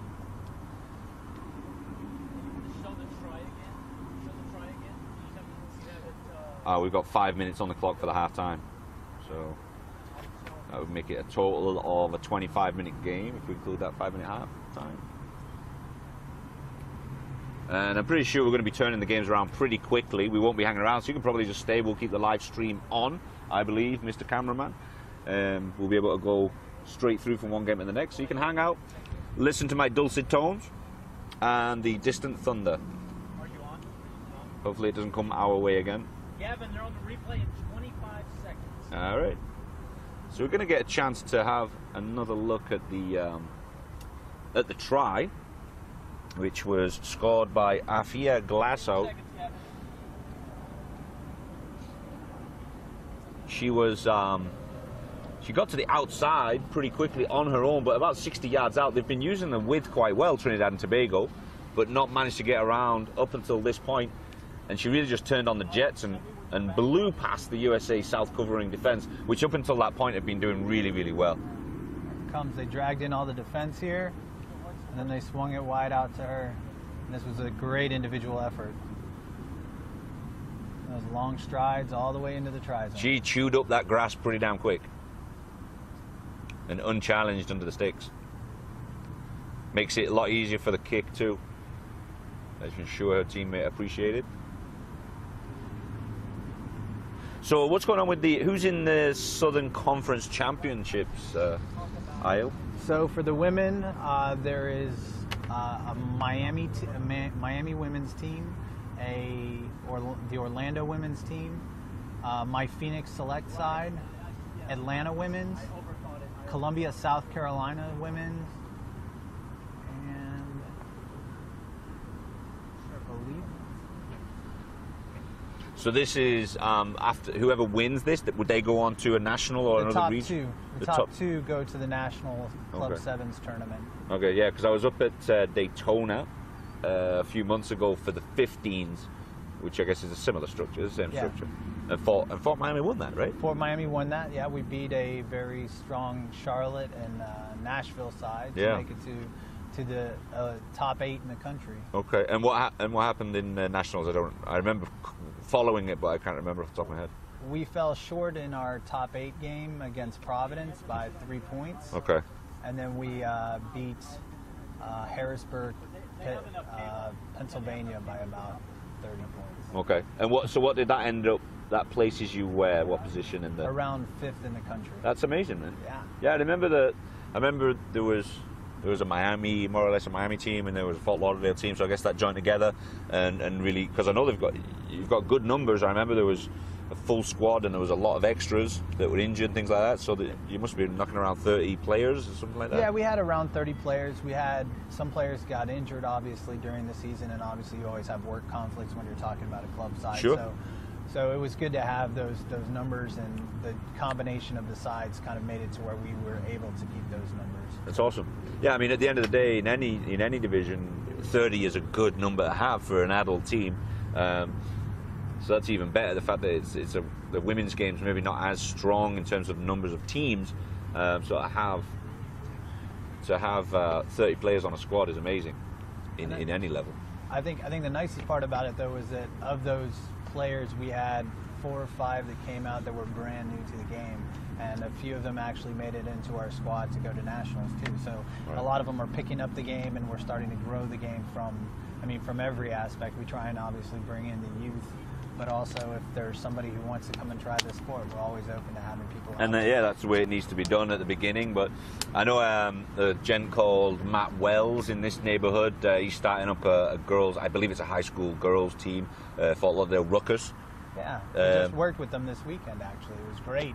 We had an international player come down, Magley Harvey, to come run a camp, and he had a bunch of his players come out, as well as a bunch of my players come out. So we had a good camp. Magley, the Canadian international team. Oh wow, awesome! Yeah, big names coming down to South Florida. Trying to keep them coming, you know. Yeah.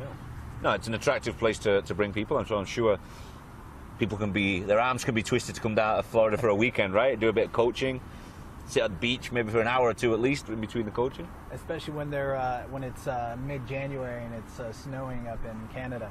Yeah. Yeah, the Canadians don't need too many excuses to come down, I guess. That's awesome. And I'm sure she's got a wealth of education to distribute as well. Oh yeah, she was teaching me things, and I've been involved in the game for 20 some odd years. Right. Yeah. Once you get into that international realm, you're surrounded by coaches of long histories with different teams and a mix of education. So you just got to absorb it. All right. The ladies are back out onto the field. Trinidad and Tobago to kick off to USA South. You've got USA South on the right-hand side of your screen in blue, Trinidad and Tobago on your left in red. Trinidad currently 7-0 up. One excellent try from Afia Glasso. Just a bobble on the kickoff. All right. Scrum down.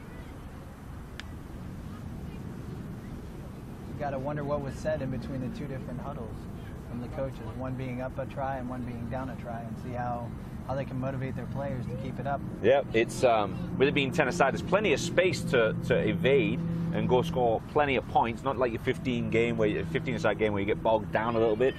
Nice scrum to take it against the head by excellent. the USA Rugby South. And quick hands, crashed back into traffic. A little slow on the recycle, but they found some Nice space break. and she's through. Now can she find her support? Is she even going to need it? Yep, she needs to find her support now. Serin Eldridge from Raleigh. She's got the support, pick and go. Scrum half's in there, now might see some width again. Great tackling too. Now they've got a bit of an overlap if they can notice it. Going sideways, that's just dragged the defence over. Nice to straighten it up. And Trinidad really on the back foot here, and this looks like a try for USA South. That's number 10, Nicole Wanamaker from Glendale. Great try. Started off here early, inside their own 22, breaking right through the middle. And then the quick recycles is what's made it work for them.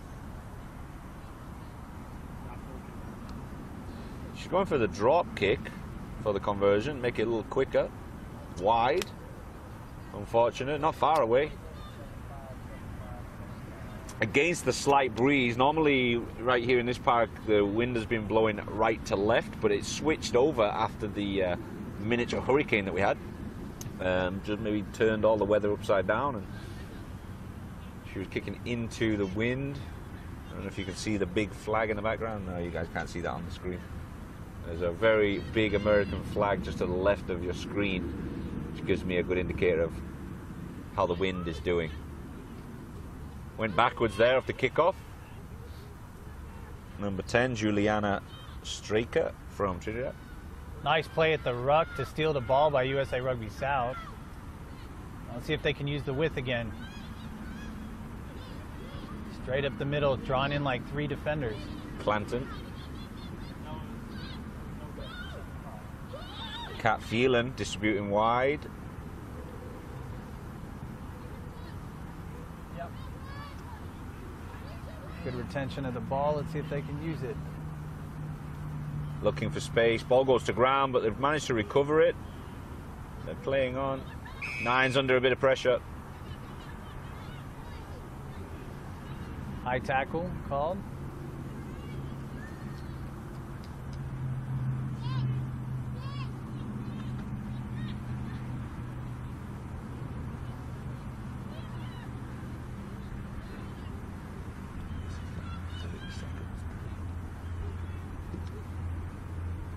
They've got some width there. Not much space to work with though.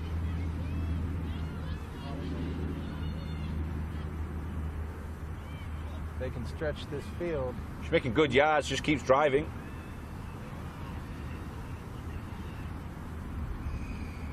Another penalty against Trinidad and Tobago. Quick tap. Taking the inside ball, Strong looking to get to the running. corner. She's been dragged down. Another pick and go. Drop ball, knock on. Unfortunate. Good work, good pressure from USA South. Score is 7-5 to Trinidad and Tobago right now. We've got just over 5 minutes to go. USA South have been camped in Trinidad's half for this first 5 minutes of the second half.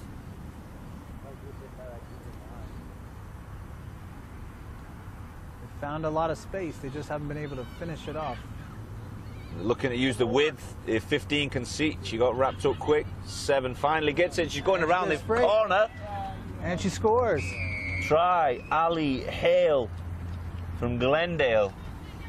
Great try to get around the corner. I didn't think the 15 was going to see a cat feeling, but she caught her, made sure she got a little bit of space out wide. And that puts us at 10-7 after Trinidad getting off to an early start. USA have pulled themselves back into the game. They're going to go for another drop kick conversion. She wasn't successful with the first one, but this looks a little better. Nice! Skims over the bar. And the young ball boy over there is my son that caught it. Doing me proud. What? The first one, Trinidad. Didn't she kick it? Okay, apparently I'm just been informed that we're supposed to be doing drop kicks 4 points as if you were in 7. I could have swore that the Trinidad team kicked a regular conversion, but I'm mistaken. Just have a kickoff.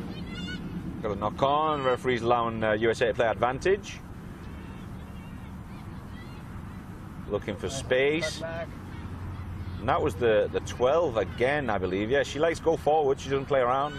See if they can spread it out. They have 4 defenders right in front of that ruck. Use it across. And oh, she's chipped ahead. I think she surprised her own teammates there. Nobody was following up. Good tackle now. Trinidad are under pressure. Right back on their own line. Nice little side step from 4. And a good cleanup by the Trinidad ladies. Stolen by USA Rugby South. See if they can use the width. They've got it. And number 4, Crunching run. Misha Green. Out of Plattsburgh State. Right under the sticks too. So here, USA have really turned it on in the second half. Trinidad and Tobago were 7-0 up at the half, and now we're looking at a complete reversal. 17-7 currently. Number 10, the captain, Nicole Wanamaker from Glendale, taking the kick, and no good. Not easy to take drop kicks once you've been running around for the last 10-15 minutes. You're blowing hard, and then all of a sudden you've got to stop, concentrate, and take a drop kick. Not an easy task.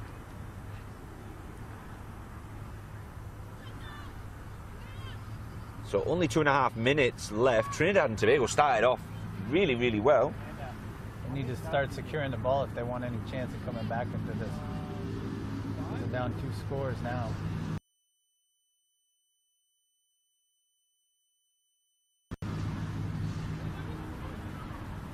I think the ball hit the ground. Not a good opportunity there for them. And a lot of it's to do with the USA South just putting pressure, just getting up in their faces in quick line defense. Good defense.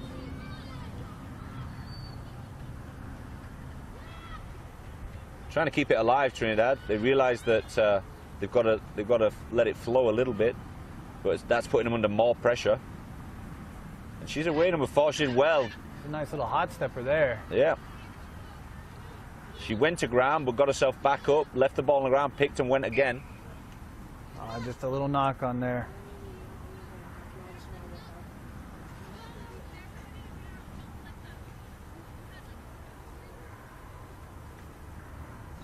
Entertaining rugby here at Vizcaya Park, Miramar. If you're in the neighbourhood, feel free to swing by. There's plenty more rugby on today. Jamaica and Mexico are going to be playing right after this.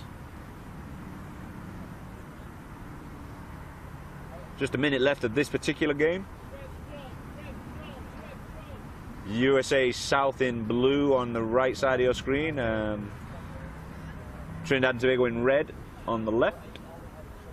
We're currently at a scrum with the USA put in around the 22-yard mark. Good shove from Trinidad, and they've stole that scrum.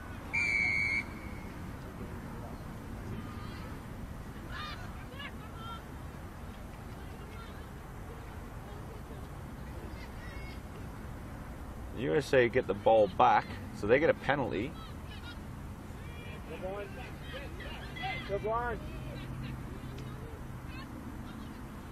And take it into the middle channel. Support arriving early. They're going to switch it back to the left. They've got a bit of space outside.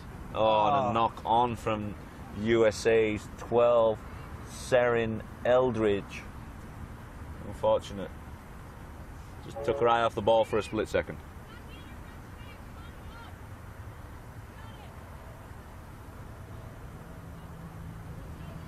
Line out for Trinidad and Tobago. We had a good close-up look earlier on before the game. Trinidad were trying their line outs. They looked pretty comfortable. Seemed pretty organised. We'll see how they are under a bit of pressure with a bit of opposition against them. A couple of tall girls in the Trinidad team. Gone for the short ball there. The taller front jumper, number 1. That is Ornella George. I remember Ornella George from last year. I'm pretty sure she was here. She looks very familiar.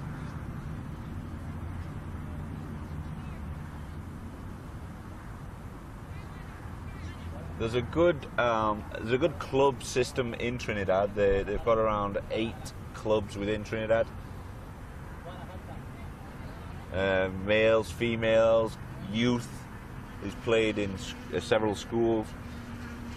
I know Quanice John. She was with us in the booth last year, and she's from Trinidad. She's with Get Into Rugby, the organisation that helps grow rugby through the Caribbean. And this game looks like it's over. USA South are 17-7 up, but referee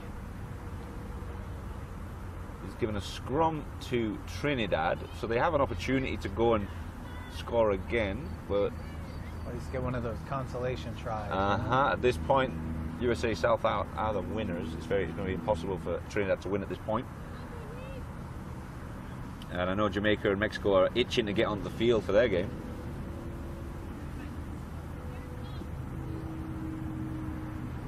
Trinidad with a big push, and the ball's out. Nice draw and pass, and she looks like she's got some wheels on her. Getting chased down by USA South. Good chase down, good tackle for. And hacked ahead by George, but she's kicked out, unfortunately. And that's the game, ladies and gentlemen. USA South win the first game of the Women's Rugby Americas North Championship, 17-7.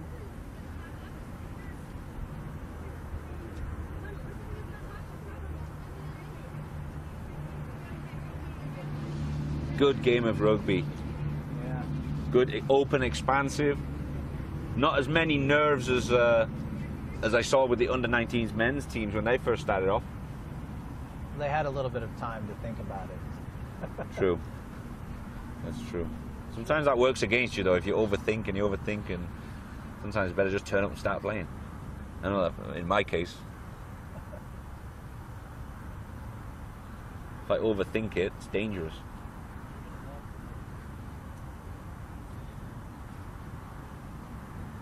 All right, next up, ladies and gentlemen, is Mexico against Jamaica. Let me see if we can get a ETA on the start of that. But USA South, a cagey start to that game. They were 7-0 down early on, all the way up until half-time, and then second half they started up and figured out what it is they need to do. I don't know what the coach said to them at half-time. Maybe just give them a good kick in the backside. Sometimes that's all it takes, right? Well, they had a lot of breaking runs in that first half. They just never finished it off. True enough. This half, they finished it off. So hopefully they'll be able to keep doing that throughout the tournament. And also with a lot of these players coming from a lot of different places, I got to find that gel too. True, yeah. I mean, I'm looking down the list of places. We've got players in the USA South team from Charlotte, Raleigh, Life University, Pittsburgh State, Plattsburgh State, Tribe, Beantown, Glendale, Nashville. So they're coming from everywhere and probably playing all different styles of rugby from wherever they're from. It'd be interesting to know how long ago they got together. I'm presuming just a day or two ago at the most.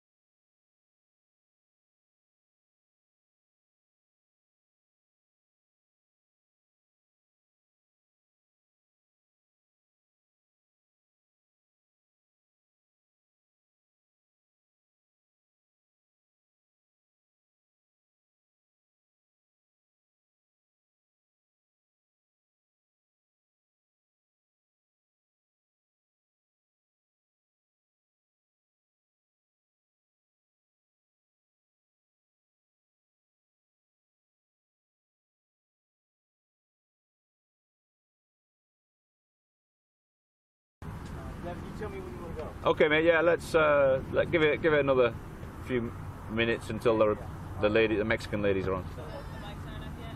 So I can trash my phone around. Alright guys, best game of the tournament so far. The Trinidad, Mexico.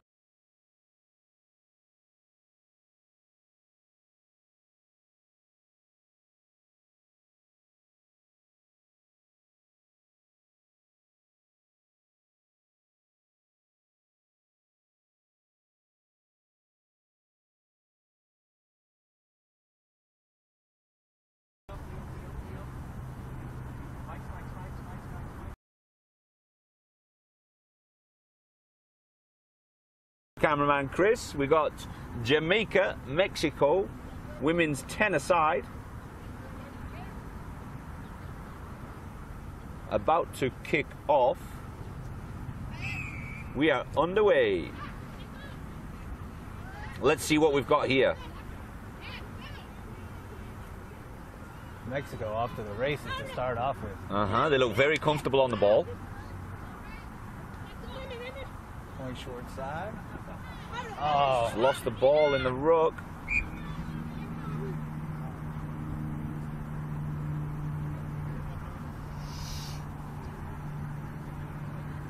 Not sure what that was for. Two very stocky teams. Not a lot of height in these teams in comparison to the last USA Trinidad. There was a certain amount of height, but here everyone's kind of the same height. The same height. It's interesting. So it's a lot of powerful and fast players. Mexican team looks quite comfortable on the ball with the ball in hand.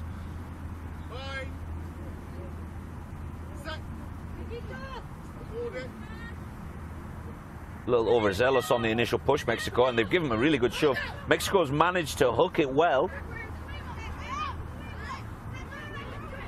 Jamaica's with a nice step. And then they give it to someone just to bulldoze it a little bit. Diving in over the top. Referee's not calling anything. Looks good. Holding on. Jamaica holding on.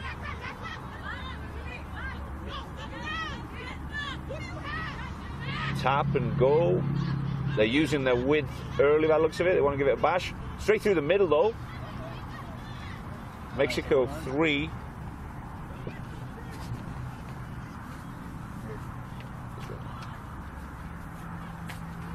Some clean ball there. They're playing very deep, Mexico, almost passing it behind the receiving player. Looking for that depth. It gives them more options though. And they're going to swing it back the other way. Spreading that field out really wide, stretching that Jamaican defense. But Jamaica's making those nice one-on-one tackles. It's been played at a frantic pace in the first couple of minutes. It would be great if they can keep up this pace the whole game. Entertaining rugby. Just managed to keep a hold of that. Number 2 hasn't got many options outside here. She's going to have to go alone. She may be isolated. She's stepped out or pushed out by Jamaica. Good bit of teamwork from the Jamaican ladies, pushing the Mexican number 2 out. Daniela Alvarado Avila. Por la gente que está viendo el partido en México, bienvenido. Estamos aquí en Vizcaya Park, Miramar. El primer partido por las chicas de México contra Jamaica. Ahora mismo 0-0, solo jugando 3 minutos. There's people all over the world, and especially all over the Caribbean and Central America, watching this rugby competition. Rugby America's North, live streaming it on YouTube. Please feel free to share it with your friends and family on social media. You can just get more people involved in rugby in this region of the world. We will make World Rugby very happy. Nice stolen ball, intercept ball from the Mexican team.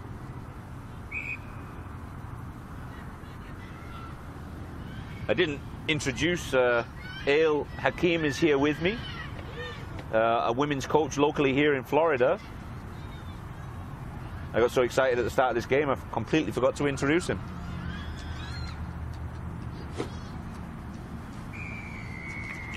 Try Mexico. Any chance of a replay, Mr. Cameraman? I missed it.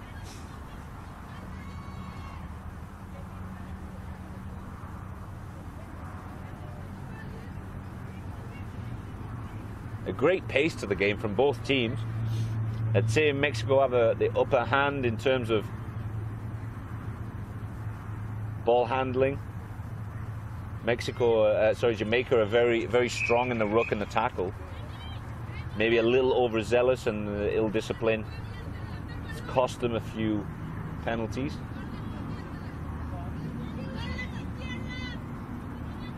I think Jamaica's trying to keep up with Mexico instead of playing their own game at their own pace. Yeah, you might be right. It may turn against them come halftime. So we're halfway through the first half. It's just 2 halves of 10 minutes.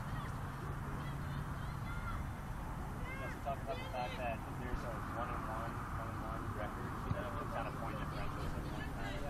Each team plays each other. So this is more like a round robin competition. So teams will need to score plenty of points in case there is any kind of draw in terms of how many games you've won. Ooh, nice tackle by the Jamaican player there to make the Mexican player knock the ball on. So we come down to a scrum for Jamaica.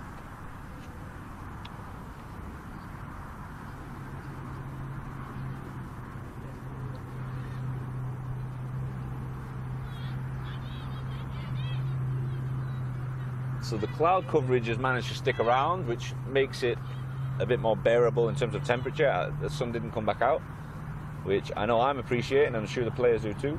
I was out here early, had a quick workout in the morning, and honestly I thought I was going to die. It was about 1,000 degrees. Mexico wins it against the head. The scrums are really interesting. Real competition going on there. Whoever's putting it in doesn't necessarily win it. It's very unpredictable.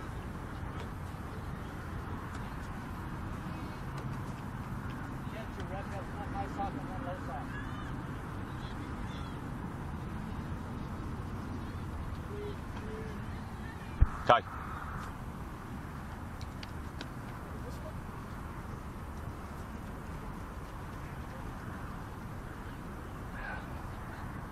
Jamaica just brought on some fresh legs. Hopefully that'll turn into some points. Maybe a tactical change. Nice and low on the scrum. Good work back into traffic by Jamaica 7.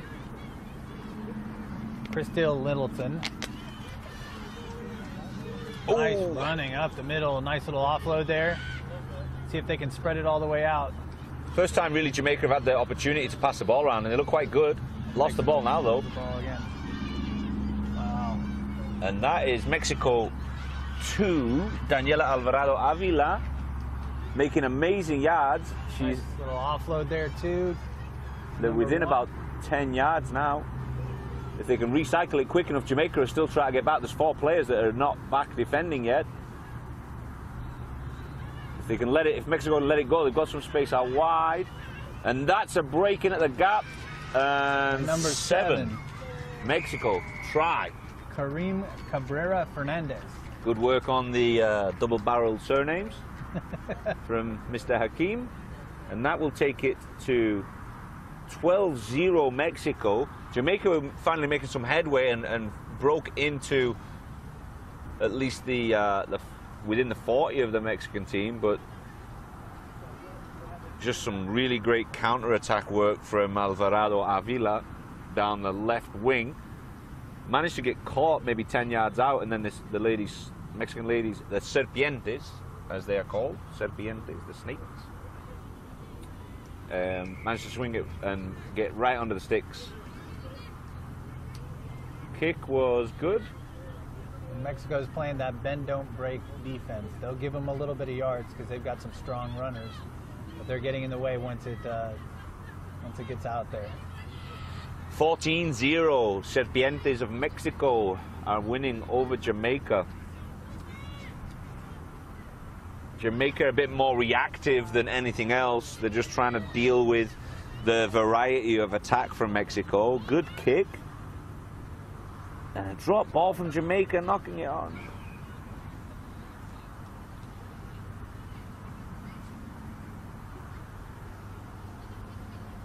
So Mexico will get the put in at the scrum.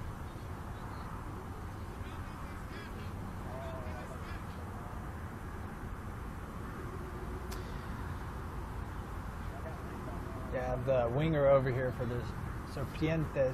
They're ready to, she put her hand up, she wants the ball, she wants to go for a run.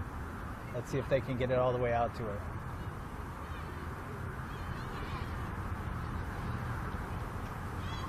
And they've switched sides. They've gone left instead of right. Ball's gone to ground. They've recovered it. Let's see if they use this width that they've got now. It's all set up for them. All the way out, all the way out. She steps inside. She's not looking to the winger. Help is arriving. Jamaica are strong in the ruck, though. And they've got the ball back. Run out of field. 13 goes back inside, unfortunately. 11 drops it. What's the referee going to do here? He must have got a better look than I did. Knock on. Jamaica. And that's the half. Half time. Mexico 14. Jamaica nil.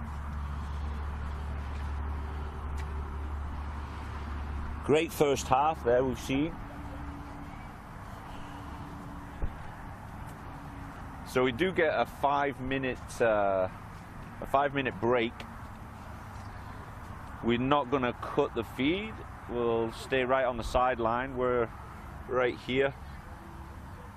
All right, guys, thanks very much for hanging out with us. We're here right now. Al Hakim, Kai, the ball boy, doing his thing, wearing a Chile shirt. I don't know, what can we do with that? So we've got a good game here going on. It's currently halftime, 14-0. Jamaica against Mexico.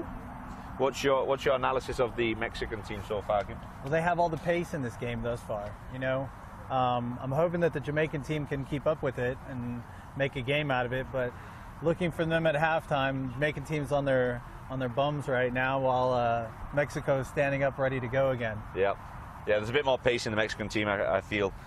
However, the Jamaicans looked comfortable. They drove the ball through.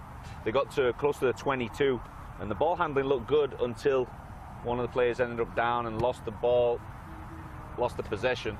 The Jamaicans look very comfortable, though. We'll have to see what happens in the second half. We are in Vizcaya Park, Miramar, for the Rugby America's North Championship. We've got another couple of games coming up today. We've got the finals of the Under-19s on Saturday. So feel free to swing around and hang out. We're going to probably start the games a little bit earlier over the next couple of days, just because we have this constant threat of lightning delaying our games as it did today. So the admin said we'll start a little bit earlier tomorrow, but we'll keep you updated. Keep a check on our Facebook and Twitter, and we'll keep you up to date with starting times for games, because I know there's a lot of people, Trinidad, Jamaica, the Bermuda Islands, obviously the big population in USA South with all the family and friends at home watching the games. And I've got a lot of feedback on the YouTube live stream. Feel free to message us and criticize as much as you want. We'll take it. We have no problem with that.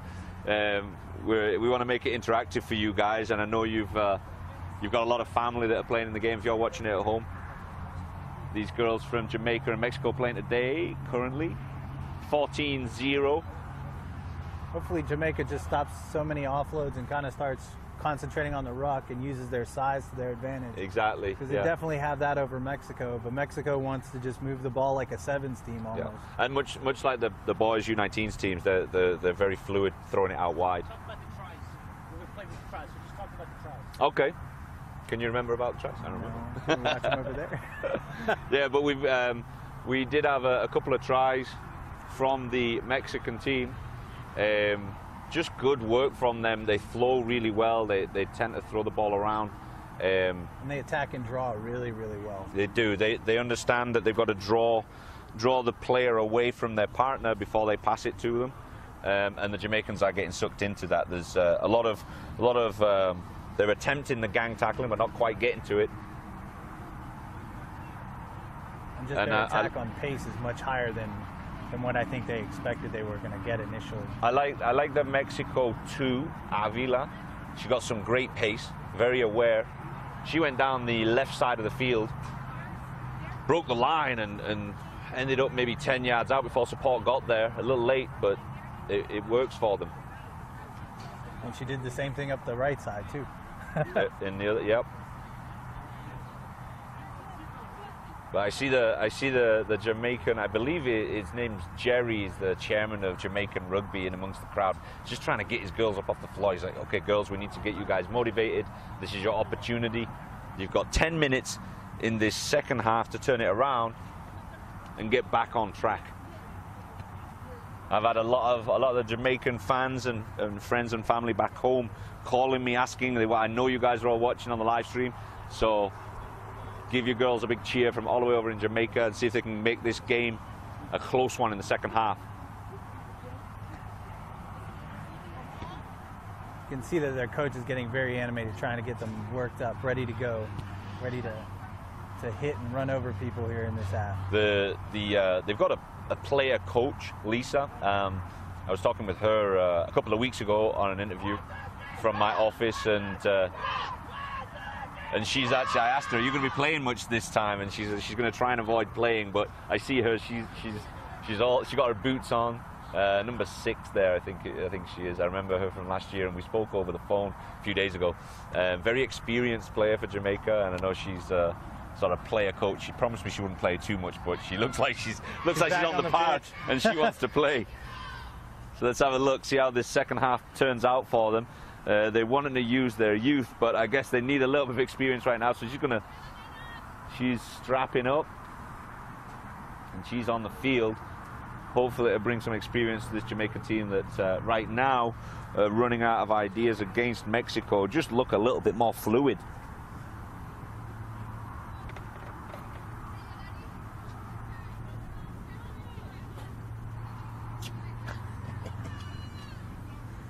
All right, second half, Mexico versus Jamaica. It's a good high kick, just crosses the 10. Nice take.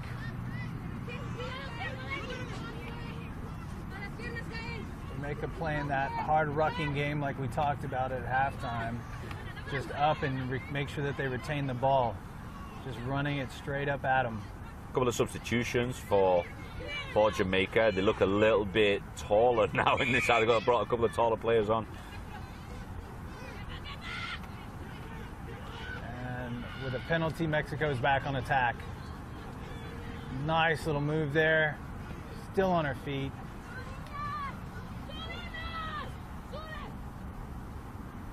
And the ball's picked up. Little knock on that little break, and we're scrum down to Jamaica, deep in their half.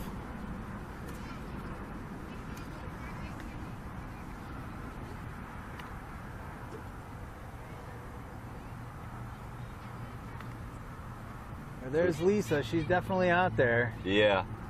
She started bossing people around yet? Commander-in-Chief.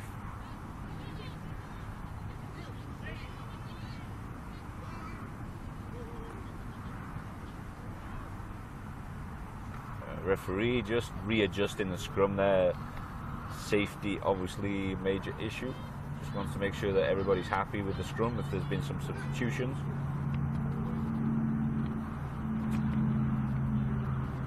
Mexico with a big push on the ball, but Jamaica retains it. And they're on attack again. Oh, just some sketchy hands there.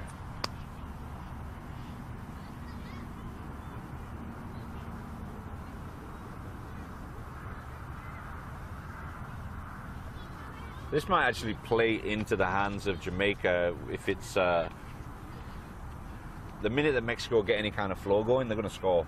Whereas Jamaica, I think they might do well if it becomes more of a scrappy game, because they've just got those individual powerful players through the middle. But when it becomes broken play, Mexico are going to go around the outside. Nice scrum from Mexico. Little errant pass there from the scrum half to the fly half, though.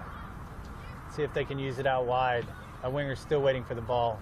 She gets a bad pass, running in a circle around, trying to get around Lisa. Lisa's taking the game over herself. Look at that.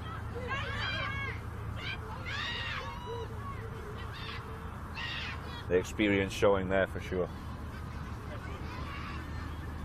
They do look very comfortable on the ball, don't they, Mexico? They've got no problem spreading it wide, taking their time and looking for the gaps, much like you would see in sevens. Jamaica playing it smart, holding up the ball, not letting them get the chance to get the ball out, which is great. And they won the scrum. Where's it land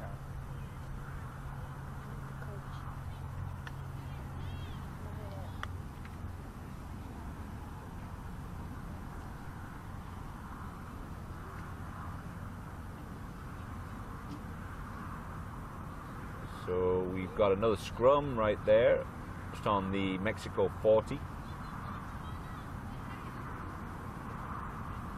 See if Jamaica can set a good platform to attack off. I'd like to say one scrum is stronger than the other, but they've both lost their own scrums. They both won. You know, it's very inconsistent. It's a real battle. Mexico with a huge push. Yep. But Jamaica gets the ball back. See if they can use their runners on the outside. Another errant pass. See if they can get it out. Get it out to their experience. Nice hands there. Mexico steals the ball back though. Hint of a Mexico knock on, but look at that kick ahead. On it. Oh, nice grab. She's in for under the post. All right. Very impressive. Lisa comes on and she makes an impact. Yeah, Lisa Fraser. Sorry, I couldn't remember the last name. Lisa Fraser. That experience counts. She looks very comfortable kicking the ball ahead and just plucking it out of the sky. So that is, they're under the sticks for this kick. Let's see what we've got in terms of a kicker for Jamaica. It's not a difficult kick, but a certain amount of pressure. We've got it. She's a lefty, number 4 for Jamaica. Kimberly Coombs. And it's good. She gets it. Good kick. So that makes it 14-7. So now we've got a game. 1 try and 1 conversion in it, with 4.5 minutes to go, and Jamaica all of a sudden back in the game. See if they can retain this kickoff. We can get a nice retention of the kickoff. It's relatively short. Nice take by the Mexico team.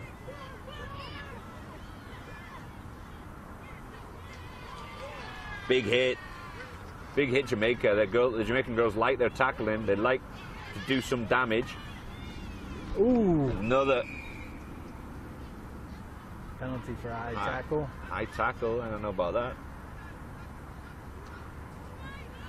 Didn't see anything around the neck. Back 10. The referee is not enjoying the conversation going on with Jamaican players.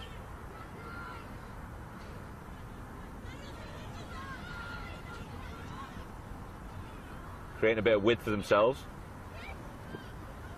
Another errant pass. Nice pickup by the Jamaican, Great number 18. Step. She went to get up and go again. Mexico stolen the ball straight off the floor. There was just no support there for Jamaica. Pop over pass. Ooh, nice hit. Crunching tackle. This is really entertaining rugby. Coming around the side. Jamaica, unlucky. The ball was right there. She couldn't resist the temptation to stick her hands in, but she hadn't cleaned out that ruck. 3 minutes left. Back in Mexico possession. Sidestepping once, twice. Finally brought down.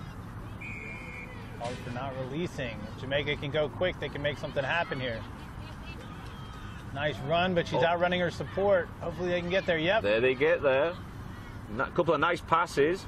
Mexico managed to keep a hold of the ball. Sorry, Jamaica managed to keep a hold of the ball.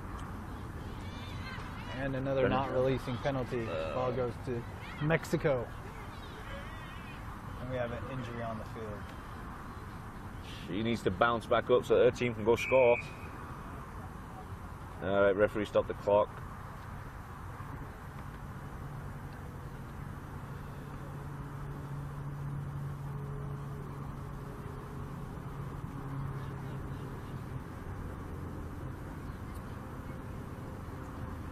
Lisa Fraser giving some words of wisdom to her players individually.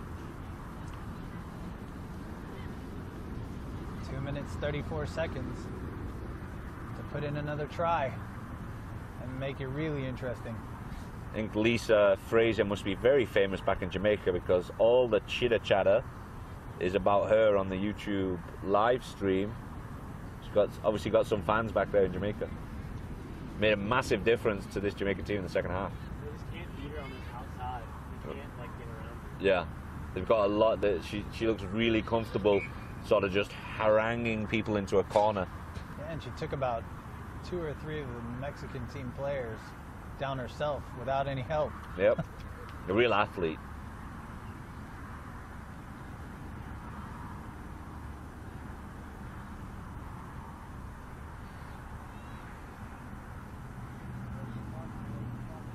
The Mexican team have gone really quiet,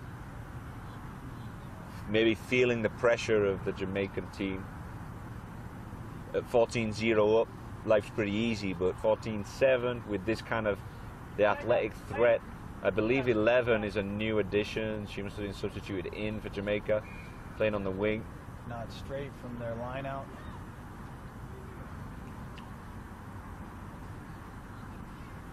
Piling the pressure on themselves, Mexico.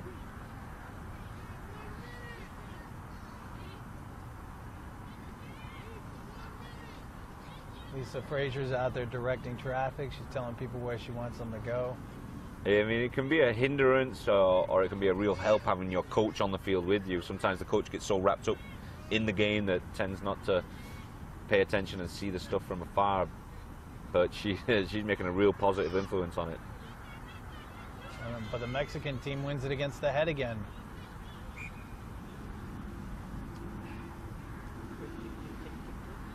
Yep, the clock is ticking down. Jamaica needs to start throwing this ball around because there's a minute left. There's 7 points down. They've managed to get themselves back into it from being 14 down in the first half.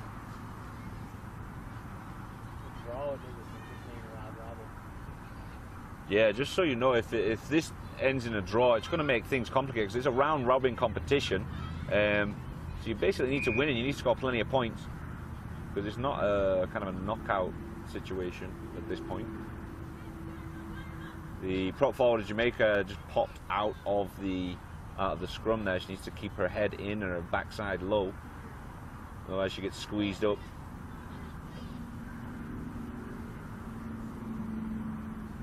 This has been a tale of two halves, though. Mexico looked like they were going to run away with this game, and Jamaica made a serious game of it this half. Scrum's gone down. Is the referee's going to let it play? Nope, he's pulled them back. It's a free kick to Jamaica. Let's see if they can use it now. They're playing it quick, attacking. Big. And they've got a bit of width as well. Nice 18. step there. They've wrapped around. She's gotten nice ruck. Lost that ball. They managed to pick it up. They've still got it. 11 on the outside. She's not looking to pass. Oh, she does. So they can't go over in the corner because that kick won't count. They'll never get a kick from there. And the played quick line out. Nope, referee's pulling them back again. He's gonna. Game over. Mexico win. Great pressure from Jamaica, but unfortunately falling short at 14-7 Mexico. And they won it in the first half and held on by the skin of their teeth in the dying moments of the second half. A great game of rugby, very entertaining. Oh, amazing. Both teams high-fiving. Well-spirited game. Absolutely no problem for the referee in terms of discipline or fighting, anything like that. And Lisa Fraser corralling her girls to G them up for the next game. Great game of rugby, guys.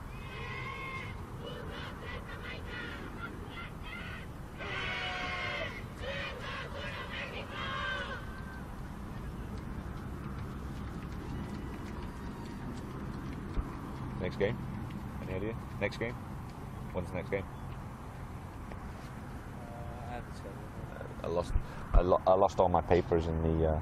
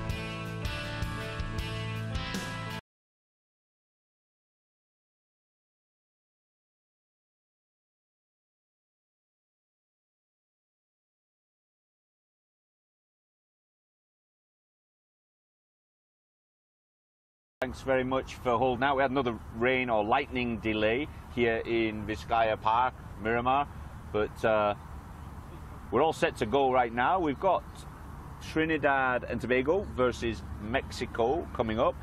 This is the third women's game today. I'm struggling to keep track of all the games. I've literally been talking about rugby for 17 days straight or something. I don't know what day we're on. Maybe like fourth day. I'm exaggerating, you know me. So yeah, this one is Trinidad and Tobago against Mexico. Mexico just won their last game, 14-7. Thank you. Yep. I've got with me here, that was Katie Dyke, helping me out as my co-host for this game and hopefully the next one, if she sticks around long enough. How you doing, Katie? All good? Perfect. Perfect. All right, we're about to get underway. Mexico has had about 30 to 45 minutes less rest than Trinidad and Tobago, so I wonder if that'll play a factor. Yeah, they had their work cut out in the second half against Jamaica. Here we go, swing it wide. Pin your ears back, pin your ears back. And off she goes.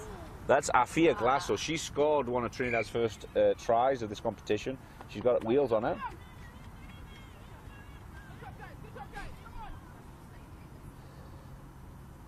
We got a scrum here, Trinidad ball.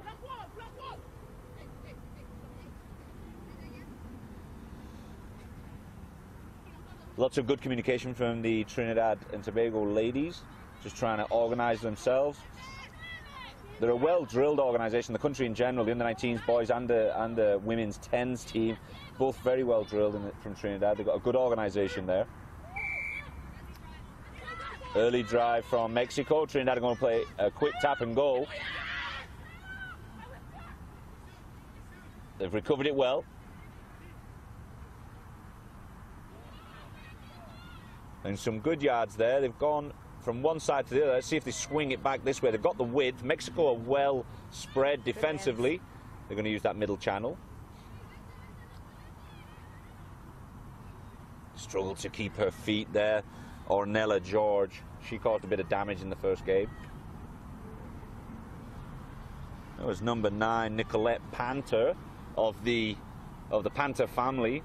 Quite a legacy from Trinidad. Mr. Wayne Panter, the director of rugby of Trinidad and Tobago. 2 boys in the men's setup and his daughter in this team. Keep driving. And a quick recycle from Miss Panter. 13 Trinidad gets stopped just short of the line. Not releasing. Holding on that ball a little too long. Mexico ball on their own line.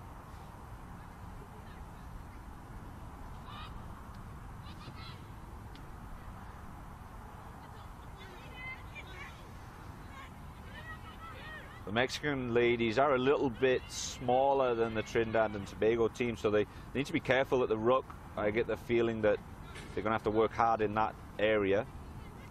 Trinidad have gotten the ball back. This is huge pressure on Mexico. Number 1, Ornella George going through. Did she manage to reach? It looks like maybe an inch or 2 short. And she knocked it on.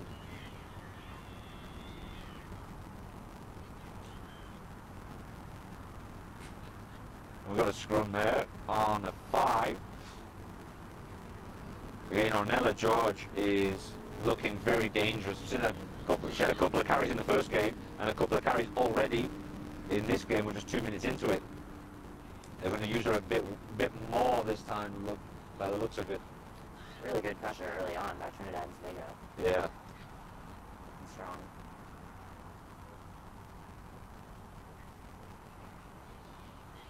Good shove from Mexico to secure the scrum. Unlucky. Oh, right under the sticks, there's all kinds of pressure. Trinidad and Tobago all over the Mexicans here. They managed to get the line. And they've got a penalty tap. Yep, they are going to tap and go by the looks of it. 7, Trinidad, Chantel Charles. Drops the ball, loses it. Wow, huge pressure. on Mexico the last 3 or 4 minutes in a row, several phases. The ball's going backwards and forwards. They just can't get out of their own 5-yard line. There's too much strength in this Trinidad team. As I mentioned earlier, the Mexican team is a little smaller. Once they do get some space, they're going to be very dangerous.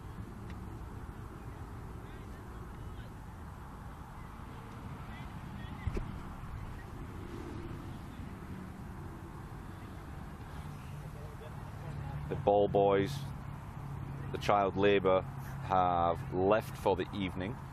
So, best looking hair in refereeing. Cisco Lopez had to come get the ball. My apologies for the delay.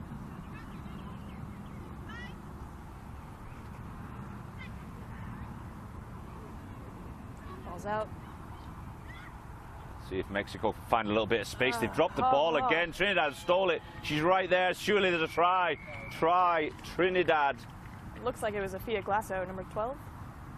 Afia Glasso. She was down this left wing in the first game, and she came down in this game as well, but found herself on the right side of the sticks just now. It's her second try of the competition already. She's racking up the points. Missed the kick, hit the bar.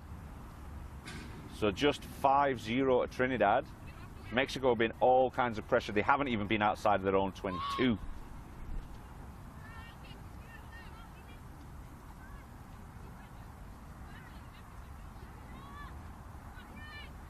Even though it's 10s, evidently Trinidad and Tobago, when they practice and the games they play back home, are 20-minute halves. Okay. So their stamina may come into play here. Sure.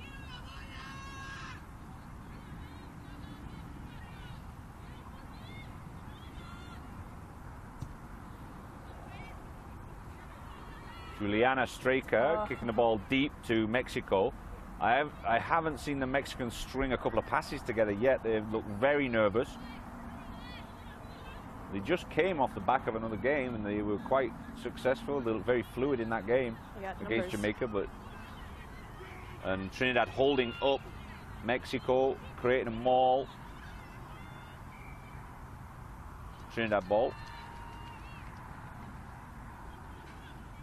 The Trinidad rugby IQ, I've noticed over the whole week, has actually been really good. They know what to do, when to do it. They recognize things. They make the good decisions early. They're getting well educated there in Trinidad. I know there's 8 or 9 clubs in Trinidad, so they've got a good pool of players. Mexico, I didn't manage to get an interview with the Mexican coaches.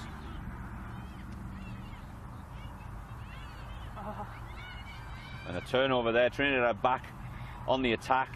Again, Mexico couldn't get out of their own half.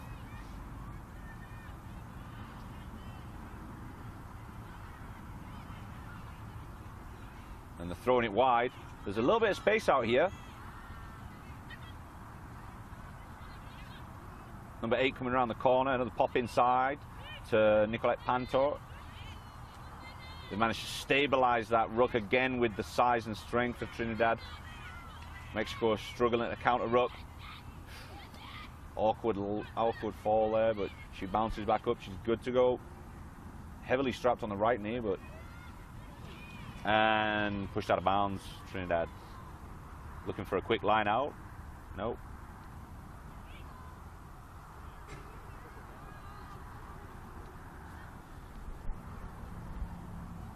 So this first round of games in the women's 10s is a round robin. So you get seeded at the end of the day based on the amount of wins, obviously, and then down into the points if there's any equal points. It went straight over the top. Hack on from Trinidad. It's in Mexican hands. See if you can get it out. And it's another knock on. Mexico are really struggling to get past their 5-yard line at this point. They've got the right idea, but just anytime they find an inch of space, it goes to ground. Just the pressure from Trinidad's defense. It's really quite good.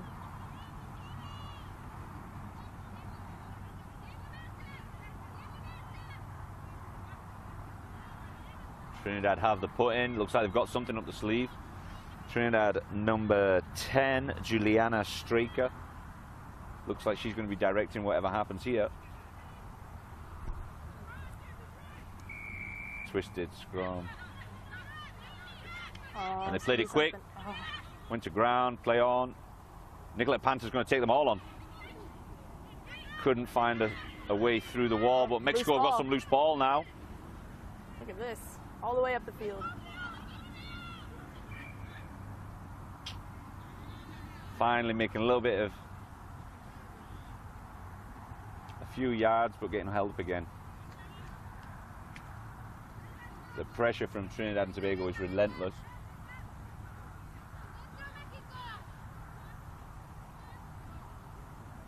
Por la gente está viendo el partido, México está abajo 5-0 contra Trinidad. Aquí estamos en Vizcaya Park, Miramar. Bienvenido a todo el mundo de México, gracias. Por favor, compartir el link en social media y puede enseñar a los amigos y familia.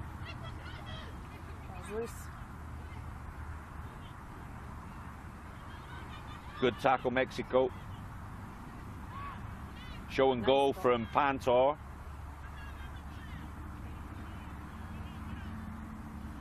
And this has got to be tiring work defensively, Katie, for the Mexicans. They've been working hard. Yeah, but in the most recent game, they had a really nice run along the wing. So if they can make something happen with it, I think they have the wheels to do so. This is where they look a little bit more comfortable. When they've got a bit of space, they can throw the ball around. She's still working. Moving. Still have numbers wide if they can get the ball out. They've switched. 8 steps inside and steps back outside. She broke 2 tackles. Support is there. She came in from the side. That support got there just in time, but came in from the side. There's no time left on the clock.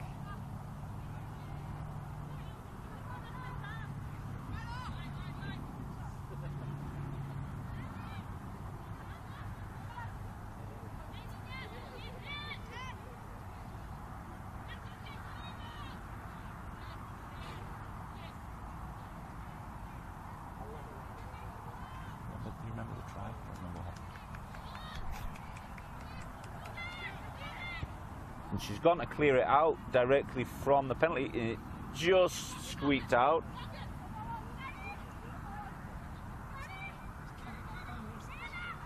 Yeah, I don't remember.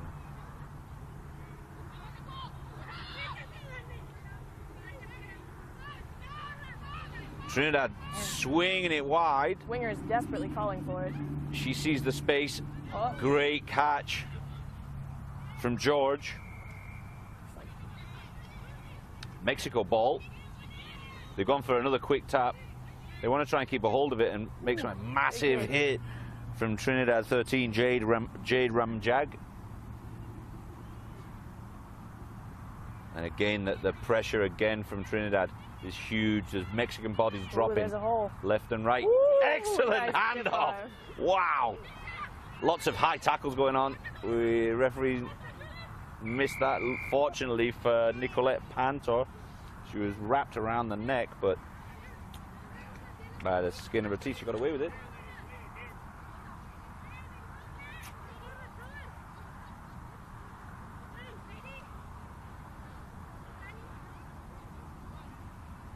And finally, a break for these girls. It's been a frantic pace.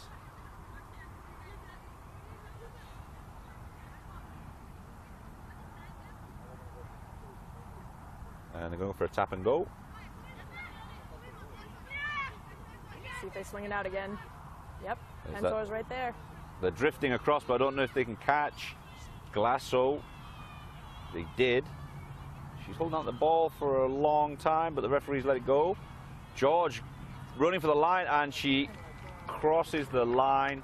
Great try, Trinidad and Tobago. That takes it to 10-0. She's a hard one to bring down, Ornella George. It's a nice reward for a lot of work in the last couple minutes. They did, yeah, they were camped here for a while. Not sure what the time is on the clock. It's gone to 0, so I couldn't judge how long they were down there for, but it felt like forever. Mexico didn't even get to their own 40.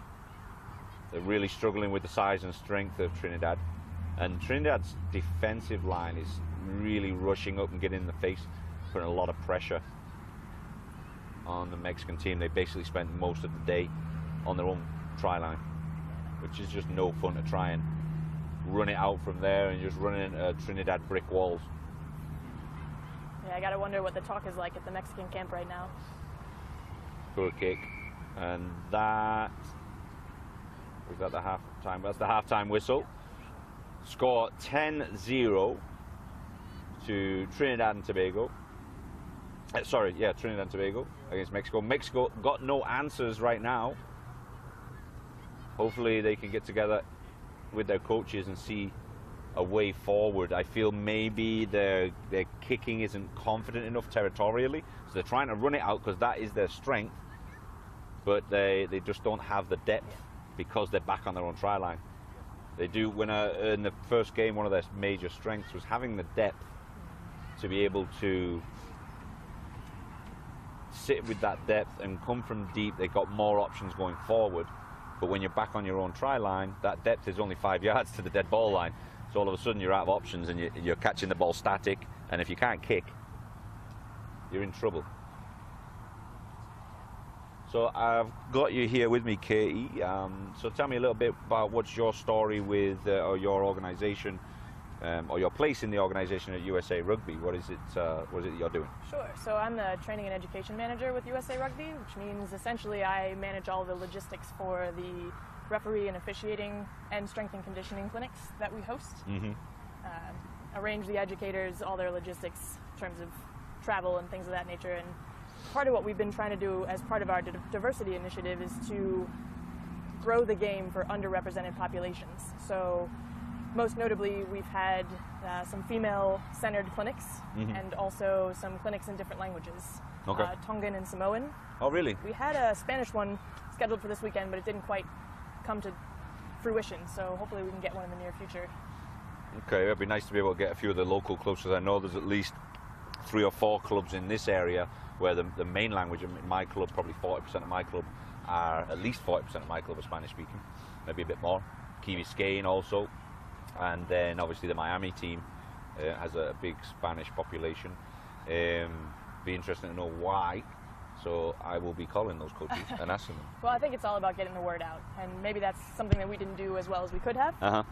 So I think it's great that I'm able to talk here and certainly make those connections, because the populations are there. We just got to get the word out so they can come to the clinics. Correct. Yeah. I mean, that's a lot of it, isn't it? Is how many marketing dollars do we have to be able to do what it is we need to do to get the game to where it needs to be?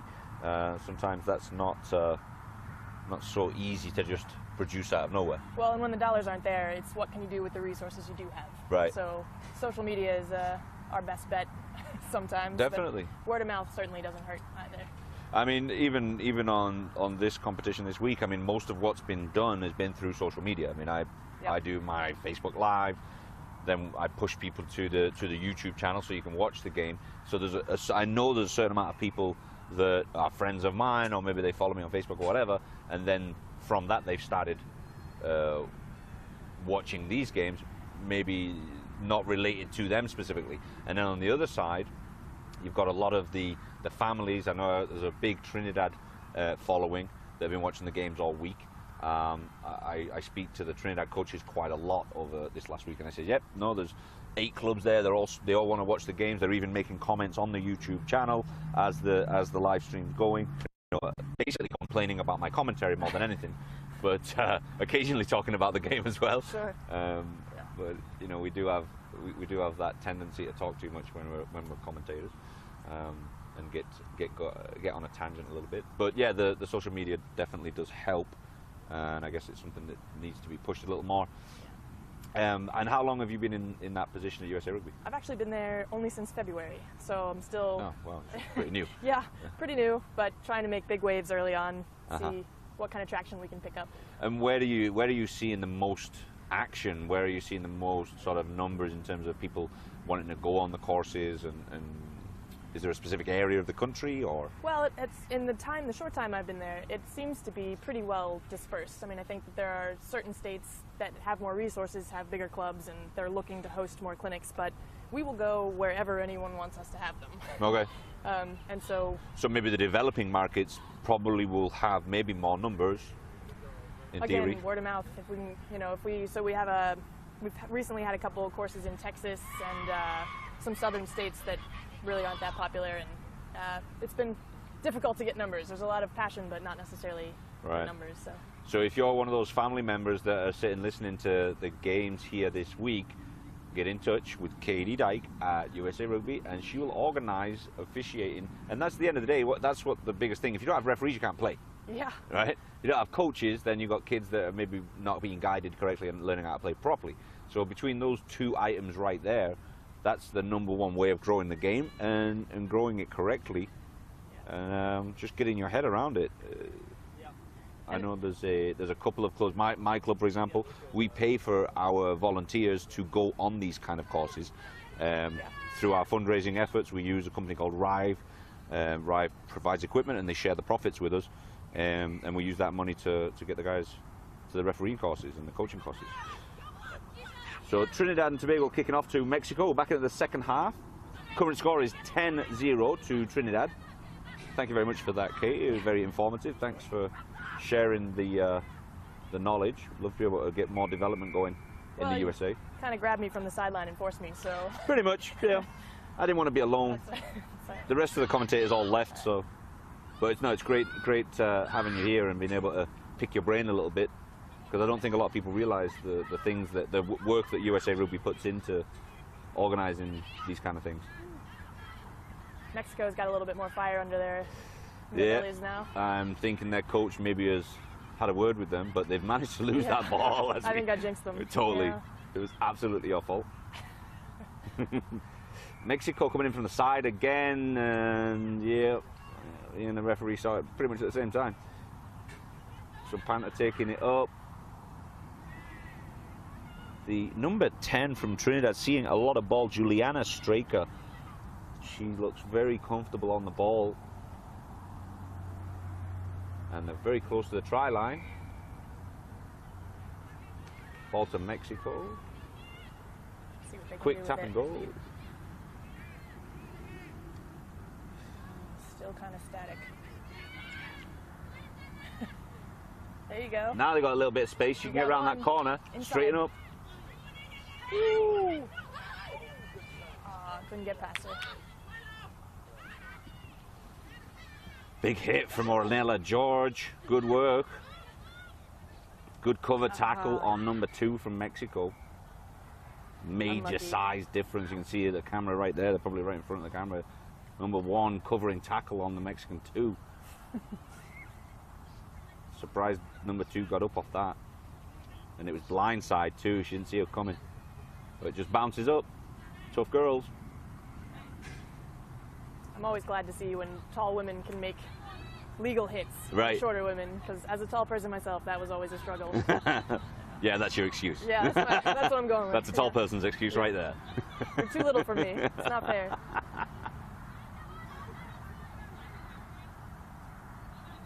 We've had a few problems with the scrum. I feel like it might be due to the height of the Trinidad and Tobago second row. Another problem of being tall. Yep. Woo-hoo-hoo! Look at this run. Nice little show and go, and that's a mismatch, but a great tackle from the Mexican 6. Well done. Phenomenal work. Sorry, it was a Mexican 5. I think. Yeah. And Ornella George, and another tackle. That was the same. Number 5 from Mexico, Vanessa Rodriguez Gasperin. Great tackle defense work. Coming in over the top. Time off. She's going to have a word possibly with the Mexican team captain. Just a warning. Their defense is much better this half. Yeah, So they look a lot good. more up for it. Even, I mean, wow, the lady's name again was Vanessa Rodriguez Gasperin. 2 huge tackles on 2 very much bigger ladies than her. Technique over everything. Exactly. So It really is. Put your body in the right position, you can do anything you want. All about technique. You cannot run without your legs, they say.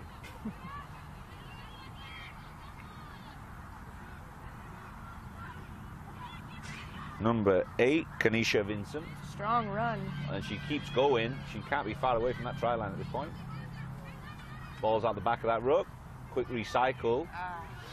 Ball to the ground. Nice little pop up. Panther's got it. She's created a bit of space outside. And Glasso has once again scored for Trinidad and Tobago. What a phenomenal try. Great rugby from Trinidad and Tobago. Good fight from Mexico, but it's just not enough. The size and strength and the ball handling of Trinidad. We shouldn't just talk about the size and strength of Trinidad. They've been handling the ball very well. Quick to recover even when they misstep, which is nice too.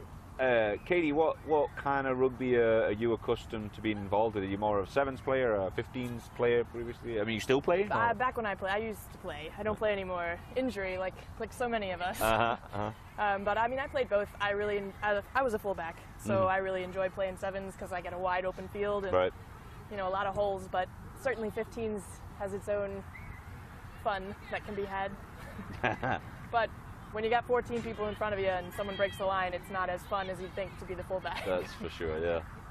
And if you're the fullback, you might not be the biggest person on the park. That is true. Doesn't matter. Technique over everything. Sure. So I've been told. Missed kick from Trinidad and Tobago, so the score stays 15-0. A lot of the tries are over in the corners, so it's been difficult to get those kicks over. Ooh, lucky bounce for them. What are we going to call for that? Unlucky knock. It's number 3, Malika Barkley, that I believe knocked it on.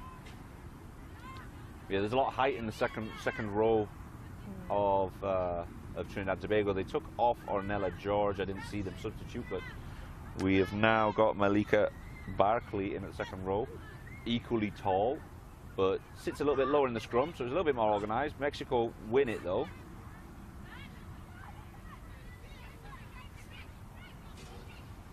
Trinidad secured the ball at the ruck. Ooh. They have a bit of space out wide. And are we talking about a hat-trick for Glasso? We are. She scored 3 tries this game. We're only 3.5 minutes into the second half. And I think it's going to be a whitewash now. We're up to 20. Oh no, 3.5 left. 20-0 to Trinidad and Tobago. Mexico have got no answer. They came out with fight at the beginning of the second half, but that fight just doesn't seem to be enough. A couple of substitutions coming in for Mexico. 1, 2, 3 substitutions. I'm optimistic. Mexico can still be in this. Couple quick tries. Exactly. If there's a couple of quick tries and they stay under the sticks right there, it's going to bring them pretty close to it. But you've got 3 minutes. They're going to have to work quickly. Anything can happen. Anything can happen. It's true.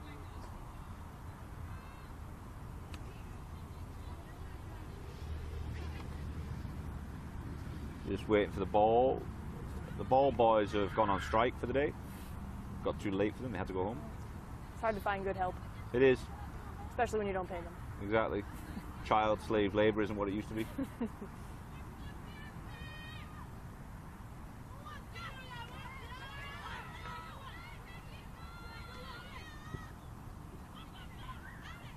Nice. Good take. Number 3, Mexico.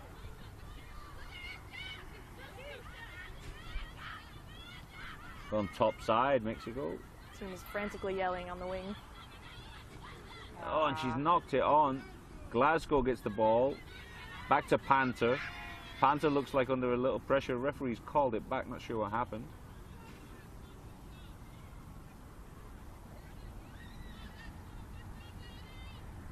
For the knock on. Trinidad scrum.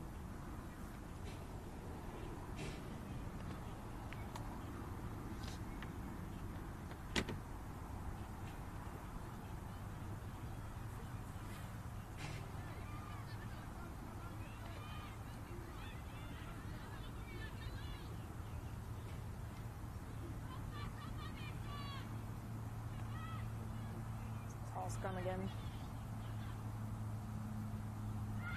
Okay, Mexico with a bit of space. Let's see if they can do it. There we go. We got some hands. She stepped inside, wasn't confident she was going to get around the outside. And wow, Stay in. high tackle.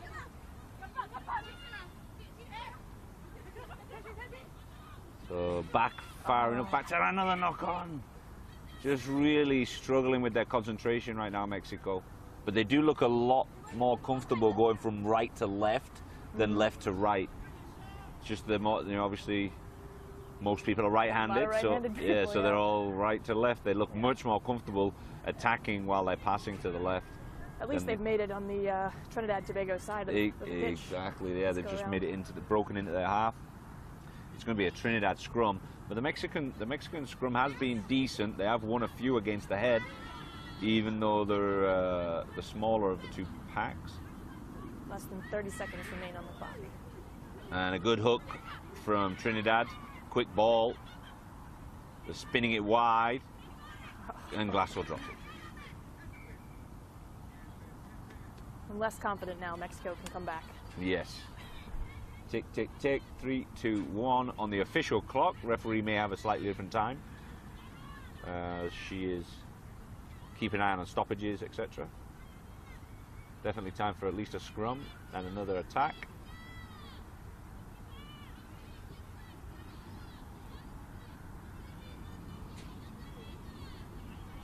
Mexico win that. Let's go, Mexico. Let's get one. Swing it all the way out, all the way out. Wheels, wheels, wheels. She steps inside again. Pass is okay, according to the referee. Just hold it. Little chip through. Good idea.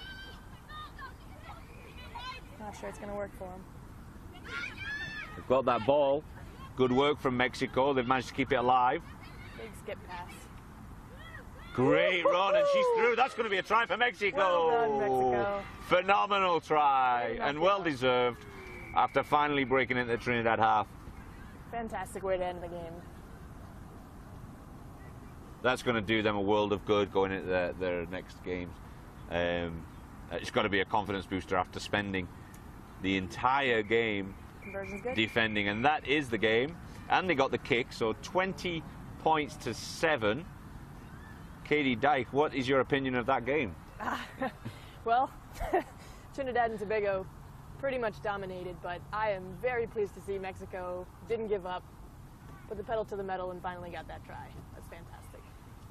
But I'm impressed. When we watched Trinidad and Tobago play the USA South, it wasn't quite as evenly matched as this particular. It seems like they showed up for the second game, and that's fantastic. Yeah. No, what a great game of rugby. A little lopsided in the beginning, but great to see Mexico coming through and putting one on the score sheet and making the kick too. And it was an emphatic try too. There was obviously plenty left in the tank for Mexico. It's just they were saving it all for the last minute of entertainment. So next up, we're going to have USA South Jamaica. You're going to stick around for this game too for me? If you make me. I absolutely will. There you go. You're staying. Perfect. You're not getting paid. No. I quit.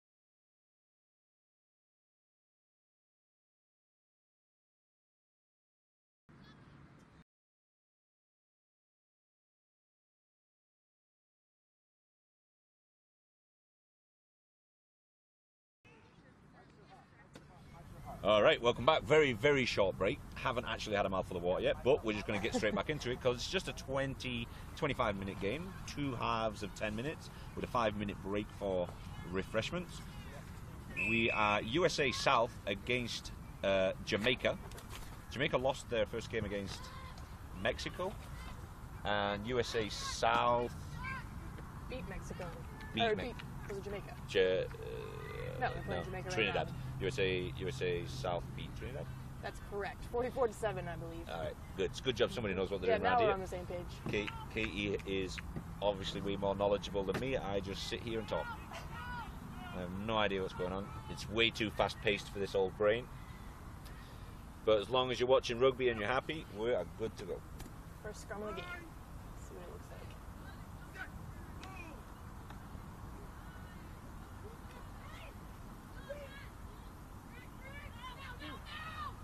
Nice. Well done by number 9. Spoil that. Referee's pulled them back. Back on. Forward pass. Something along those lines. We have referee clinics if you want to take one and know exactly what he's signaling. That's a good idea. I should get on that. If only there were one this weekend in Western Florida. Imagine that. Oh, if there wait. was one conveniently there, I would know all of those signals by heart.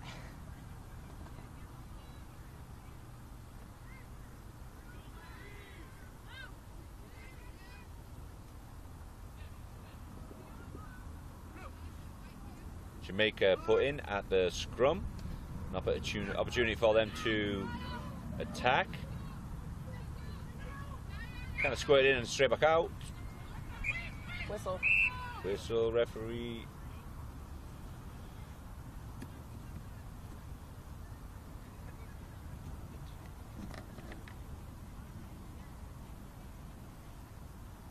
Just taking them back for another scrum.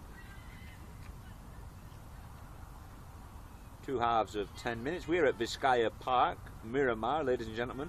Thanks for joining us. We've got a little bit of a crowd now that the lightning and the rain has disappeared. People have decided to come back out and watch the last couple of games of the day.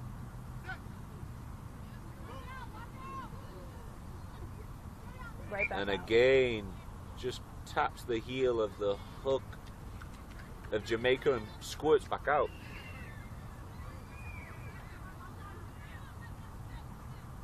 The Jamaica team looks a lot younger than it did last year, so there may be a little bit of an experience issue. I know that a lot of the ladies that played last year have been playing for several years, but this looks like a much younger crowd. Scrums look much better than the last game. Yeah.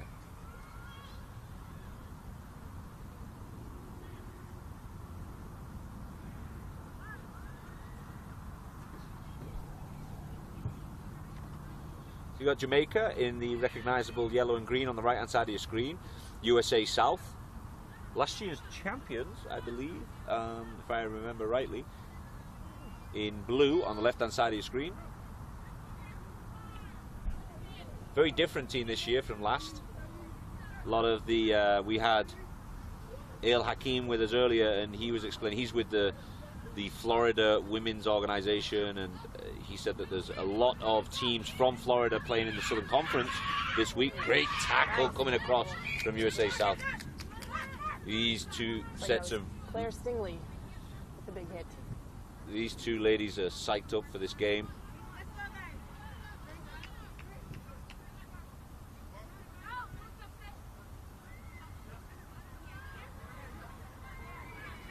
Got a USA South line out, just 3 people in line out. Fake to the front, and they've gone long, and it worked.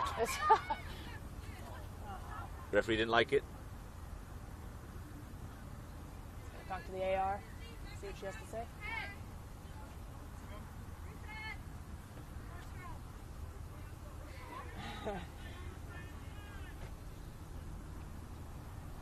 A lot of scrumming early on. Having never been in the scrum, it looks pretty taxing. I imagine they're not too pleased. Yeah, it's not the most fun in the world. Yeah. There's like other stuff that I could think of doing rather than being in the scrum. I'm pretty sure I'm responsible for many of them, but I've never actually had to be in one. Yeah, So you're one of those. I'm one of those.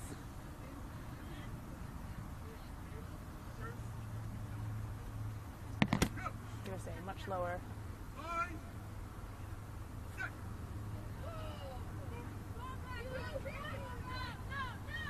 They managed to control it well. Good pressure from the Jamaica scrum half. Uh-oh. Forcing a bit of an error. But 7 right for through USA tackle. South. Good line break. Good covering tackle, Jamaica. Referee getting in the way a little bit there.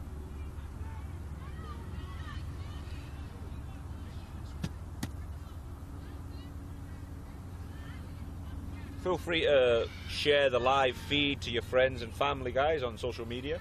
Get more people watching female international rugby and help us grow the game across the region. We've got people live streaming this game in Jamaica, all across the southern states of USA. A lot of people from Trinidad and Tobago have been adding their commentary to this. Bermuda, Mexico, the Cayman Islands, Turks and Caicos are all represented in one or the other of these competitions. We've got U19 boys and women's 10-a-side. Good crash ball, and lucky not to be able to pull her down there. Jamaica's doing a good job of holding them, though. They are. They're aggressive in the tackle. Seen some phenomenal tackling in the last couple of games. Just really high quality stuff. And an intercept, Jamaica, they've managed to get the ball back. Score 0-0. We've been in this game for 8 minutes now, and nobody's managed to put any points on the board. But another line break. Suspicion of a high tackle there from USA South. Jamaica have got the ball. They're going to play a quick ball. That's Lisa Fraser, player coach, lots of experience. She made a big difference when she came on in the first game for Jamaica. And tried to pull the game back against Mexico, I think it was. They ended up losing 14-7. But Lisa Fraser can be very influential. She told me in an interview a couple of weeks ago that she wasn't going to play much. But this is now the second half that she's played in. She played in the second half of the first game and now is on in the first half of the second game. So she flat out lied to me. It's hard to stay away when you're on the sideline. I spoke to one of my coaches, a few of our coaches at my club, and trying to convince me to be a player coach next year. Which I have no intention of doing. Got a yellow card here for number 6. Was that Claire Stingley? Was that high tackle? Oh, talking back to the referee. You hate to see that. Yeah, keep your mouth shut. That's actually the first time I've seen that this week. There's been plenty of cards for hands in the rug, rolling on the wrong side, a high tackle here, there, tip tackles, but I haven't seen anybody actually speaking back to the referee. That's the first occasion. It's a silly card. And could be really problematic. Now the USA South ladies are really on their back foot. Pick and go from Jamaica. They're using their strength. They're a shorter but very stocky team. They've got lots of power, and then they've got a bit of speed out wide as well. The girls are going crazy, screaming for the ball to go out wide. Jamaica really have realised that they've got a great opportunity here to beat last year's champions. Control it. And they're keeping the ball alive extremely well. Ooh, now they got a bit of space. Give me that ball, she says. And she's going to go around the outside. Surely, oh, she's cut back in. She's cut back in because she wants to go. She's got a kick too. And that's a try, Jamaica. That was risky, but it paid off. Number 11, Jamaica, Christina Gale. Screaming for the ball, begging for the ball. Finally gets it. I thought she was going to get caught by coming back inside, but she a couple of side steps and scores a fantastic try. The minute that the USA South got the yellow card, Jamaica just turned it up a real, like, not even one notch, probably like 6 notches. They just realised they had an opportunity to get in the lead, and they took full advantage of it. And she gets the kick, and she is extremely happy about it. Jamaica's got a good little crowd over there in the stands, cheering on their girls. Fantastic sequence of rugby. Very entertaining game of rugby. We've got actually a whole day of rugby today has been great. I've lost track of the games that we've talked about. No idea who's played, what the scores were, because it's all been way too quick for me. But definitely entertaining. So we're straight back into it. Jamaica kicking back to USA South. Good catch from Nicole Winamaker, the captain of USA South. Good quick recycle from the USA South ladies. Drop ball, but managed to recover. Swing it. Jamaica rushing up. Good pressure on defense. They could have drifted, but they decided to rush up and put the pressure on directly. Lots of counter rucking going in from Jamaica. Referee, what's the decision? Call coming in from the side. Unfortunate. So USA South going to go with the penalty tap and goal. There they are. Oh, she just took the eye off the ball just as she was about to catch it. Gotta catch it before you can do anything else. Thank you. Just watching that Jamaica wall move up to them. That's all. Sometimes that's all it needs. That's why I always tell people when I'm coaching, I say, just move up. You never know what's going to happen. Just distract them a little bit. Let them know you're coming. Even at the top level of professionalism, you see players dropping the ball because they get distracted by something coming at them in the corner of their eye. I find a good battle cry is always good to distract. Yeah, absolutely. Nothing worse than a psychopath running at you. Never implied that I was a psychopath. You put that there. That's fine. We're going to get her on great. You should be here every day. We're going to have a blast. Anybody can take that kind of abuse is good in my books. Oh, a bit of an overthrow. Covered. What you got? Ooh, bump and run. Oh. Poor pass, sloppy. unfortunately. Number 11, Christina Gale. Yeah, she scored the try. Yeah, she got the try earlier. She looks dangerous. She looks really comfortable. That'd be half. We got half time. Wow, frantic game. So Jamaica are 7-0 up against last year's champions USA South. Jamaica have got their tails up. They look very interested in this game. They look a little tired. They're down on their, sitting down right now in the field, waiting for the coach to come on and talk them through second half ideas. USA South staying on their feet. Probably urgency, wanting to get back into the game. They've got a 5-minute break. Right here, the sun is setting in Vizcaya Park, Miramar, sunny South Florida. We did get a bit of a delay today, so the game's got bumped back a little bit. But for those of you that are just getting home from work, you're managing to catch that last game because of the delay, so congratulations. You get to listen to me. And me occasionally when I'm not being berated.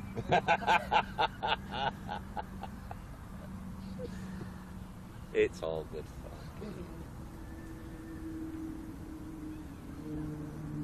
Yeah, the weather's been pretty touch and go, so we're lucky to be able to have the games come off. Yeah, they're even talking about maybe tomorrow starting earlier. Yep. Which I was ecstatic about. Yeah, let's get here earlier. Stay longer. I'm only joking. I'm absolutely delighted to be here. I have no problem. If this is what I have to do, then there's definitely worse things that we could be doing. Well, and they've assured me that FEMA will be bringing tents out, so we can stay here all night if we need to. Oh, sweet. Let's just do that. The mosquitoes are very good company. Yeah, no netting. Yep. Just tents.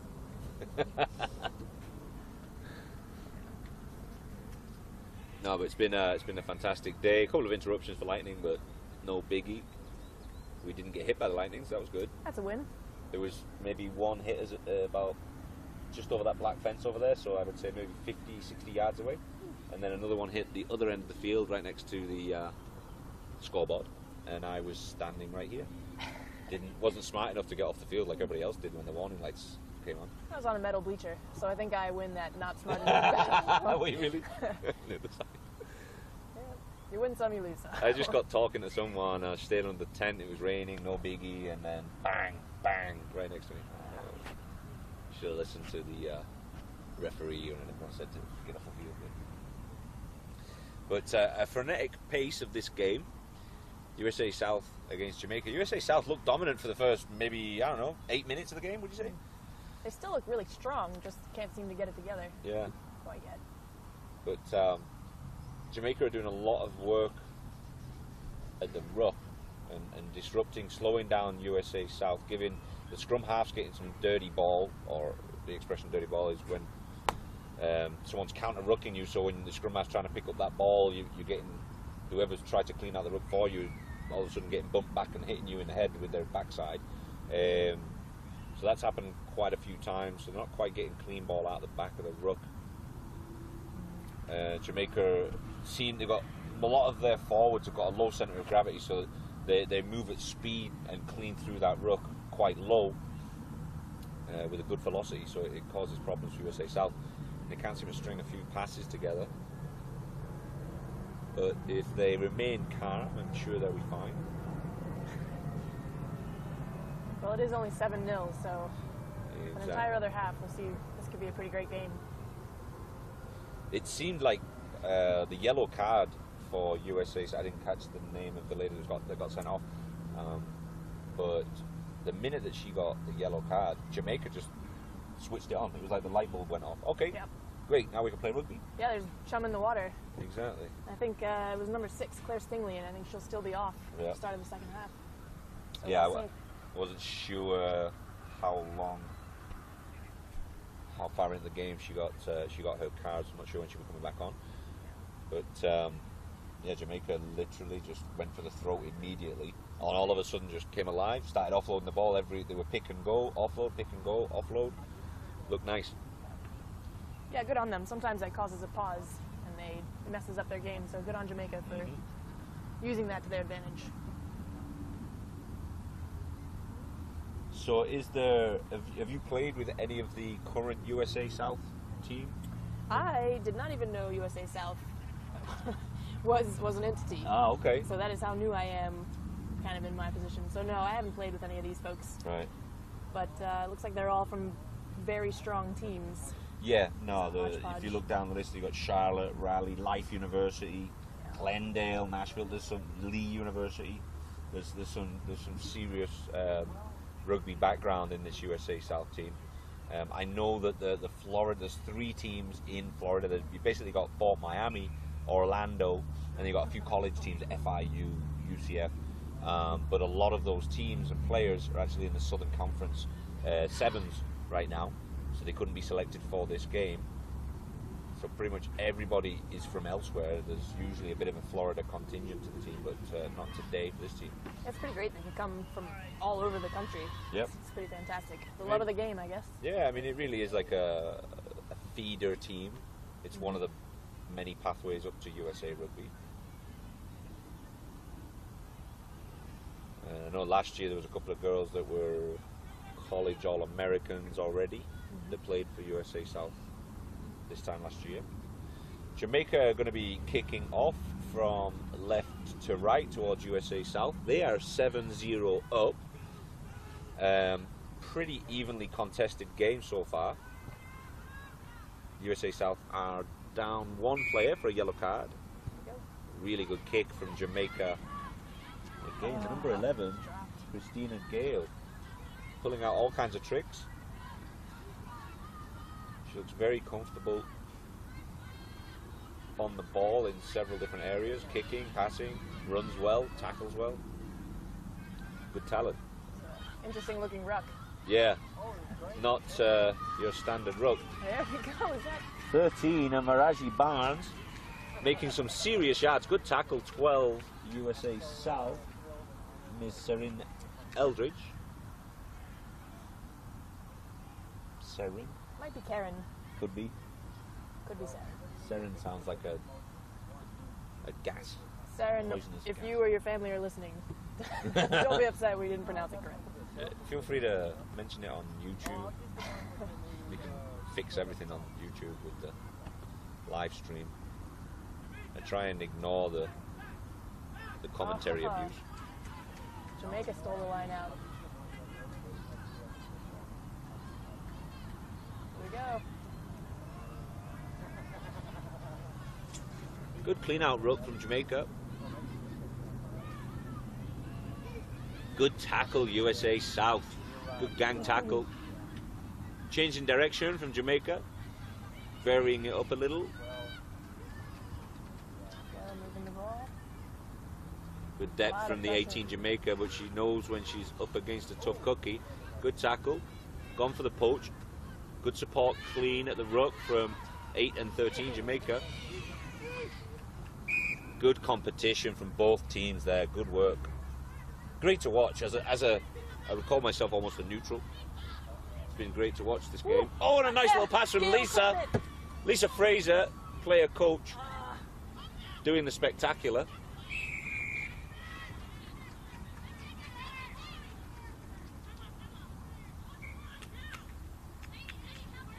Referee wants to speak with the assistant referee. It's Fernandez Garcia stepping in to help with a decision for the ref.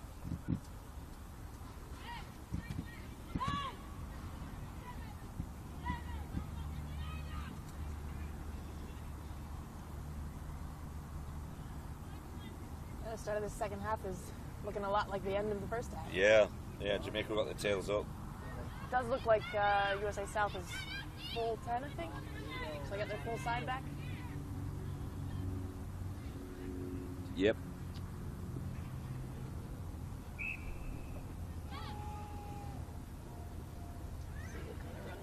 Good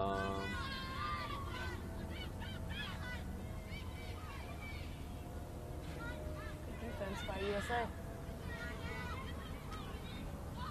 There's good defensive numbers from USA South on that left side, on that right side of Jamaica. They've managed to recover the ball too. Playing advantage for a nut. And good rucking work from 3 Jamaica. USA managed to get the ball. Good clearance kick. And it's off to the races. Finally a bit of territorial work. Here we go. Ooh. It's Christina Gale chasing back. Good speed on it. Nice little step. That's the 3rd or 4th step I've seen from this lady. Ooh. Number 18, Jamaica. Quick tap and go, Jamaica. Nope, referee bringing it back. Yep. Entertaining rugby, huh? Not bad at all. USA's got to bring their tackles down a bit. Yeah, they are getting a little. I've seen a lot of hands on shoulders. Wow! Look at that strong run. Love it. Not playing around. Holding on for just a second too long for the referee. USA ball. One of the things I've noticed, and I don't know if this is common, it's not too often that when they have a penalty that they're kicking for touch. That's maybe the second time I've seen it this afternoon. Yeah, I don't know if that's. I've never played 10s. I don't know if that's a strategy. You know, they just want to keep the ball moving. Yeah. And not slow down the clock, but. Keep the ball in hand. Maybe lack of confidence in the line out, or maybe they're just more confident in carrying the ball, keeping the possession, like you said. US did give up their first line out of this half, so let's see if they can make up for that.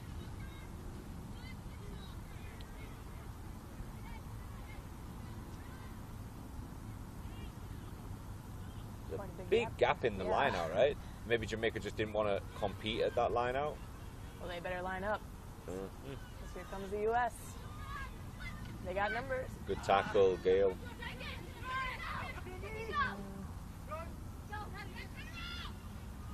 She hurt herself in that tackle. By the looks of it. 6 making good ground, and she broke away. That is Claire Stingley. Excellent try. USA South right back in this game. Perhaps her time in the sin bin gave her some consideration. She's like, I've got some ground to make up. Yep.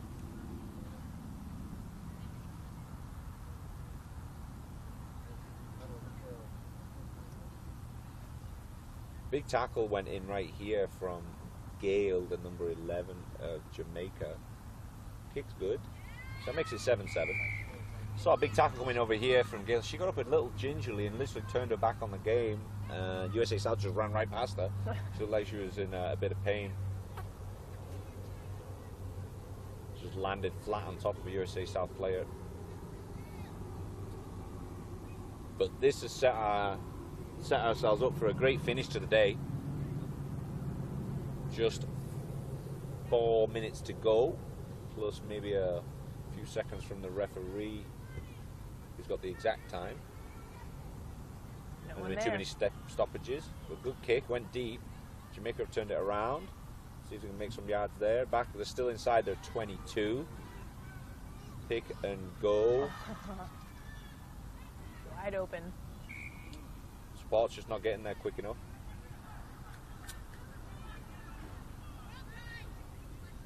Must have been a knock on. Yeah, slight knock on as she went to ground. Scrum, USA South. This game is about to get a lot more interesting in the next 3.5 minutes. Exactly, yeah, it's really tight. Literally could go either way. These teams are really evenly matched.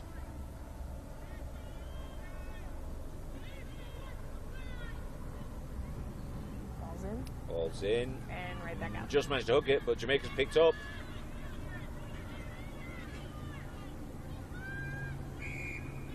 Sasha Gay Green. When I was interviewing Lisa Fraser, she said keep an eye on the scrum half. Green, and she's handy. She's a very useful player. She's been quiet today up until now. USA are throwing it wide. There you go. One Jamaica more. are a little There bit you napping go. the Turn it space on. out wide. And Sevens pinning the ears back. And that's Well another done. try. Ali Hale of Glendale. And all of a sudden, USA South are in the lead, 12-7. It's a little deflating for Jamaica, so hopefully they can hang on and find their way back in. Yeah, they were playing well in the middle third of the game, and then they let it slip. They were very quiet the first 5 minutes or so. Then they picked it up right at the end of the first half, and then coming into the second half. But their heads have dropped. Don't know what happened. Maybe running out of steam. Missed the kick, unfortunate. Wasn't far away, but they only got 2 minutes left. So just after the game, we'll get all the scores and the table and tomorrow's schedule up and organised for you to go through the exact scores of each game and figure out who won what and see how they seed for tomorrow's games. But we're going to probably start, our games are around 9 o'clock tomorrow morning. Miami time, like Eastern Standard Time. And it's back in the U.S. hands. They've got it. This is a lot of pressure for Jamaica. This might be game over for Jamaica at this point. Losing the ball inside their own 22, Yep. where they Swing it out really again. need to play in the other half. Ooh, 7 broke a tackle. Good step. Finally brought down, maybe 10 yards out. Poach attempt, no good. USA still got that ball. They dropped it, it's gone backwards. They've still got a bit of an overlap. Hit. Cover tackles coming. 15 run out of space. Maybe they can swing it back the other way.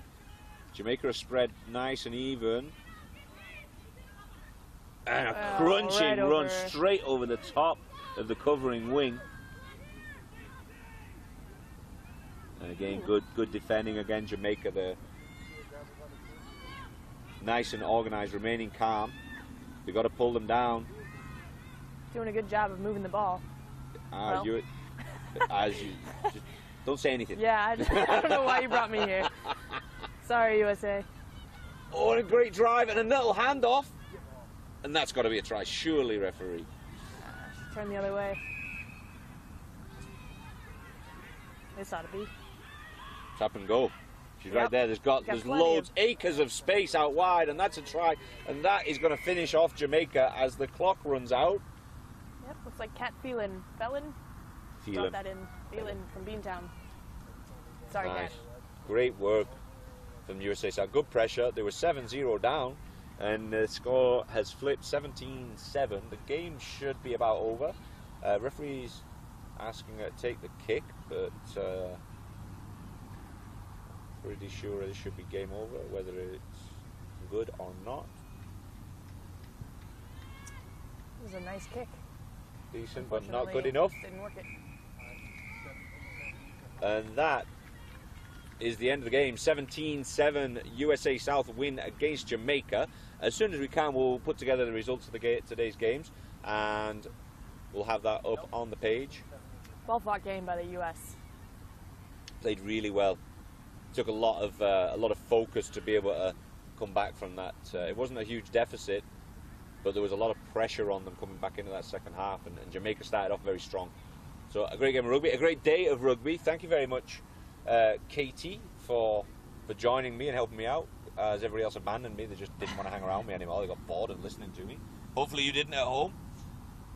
We'll be back again tomorrow, 9 o'clock in the morning. We'll get all the results and the standings for this particular day of women's rugby, so that we can seed all of the different teams.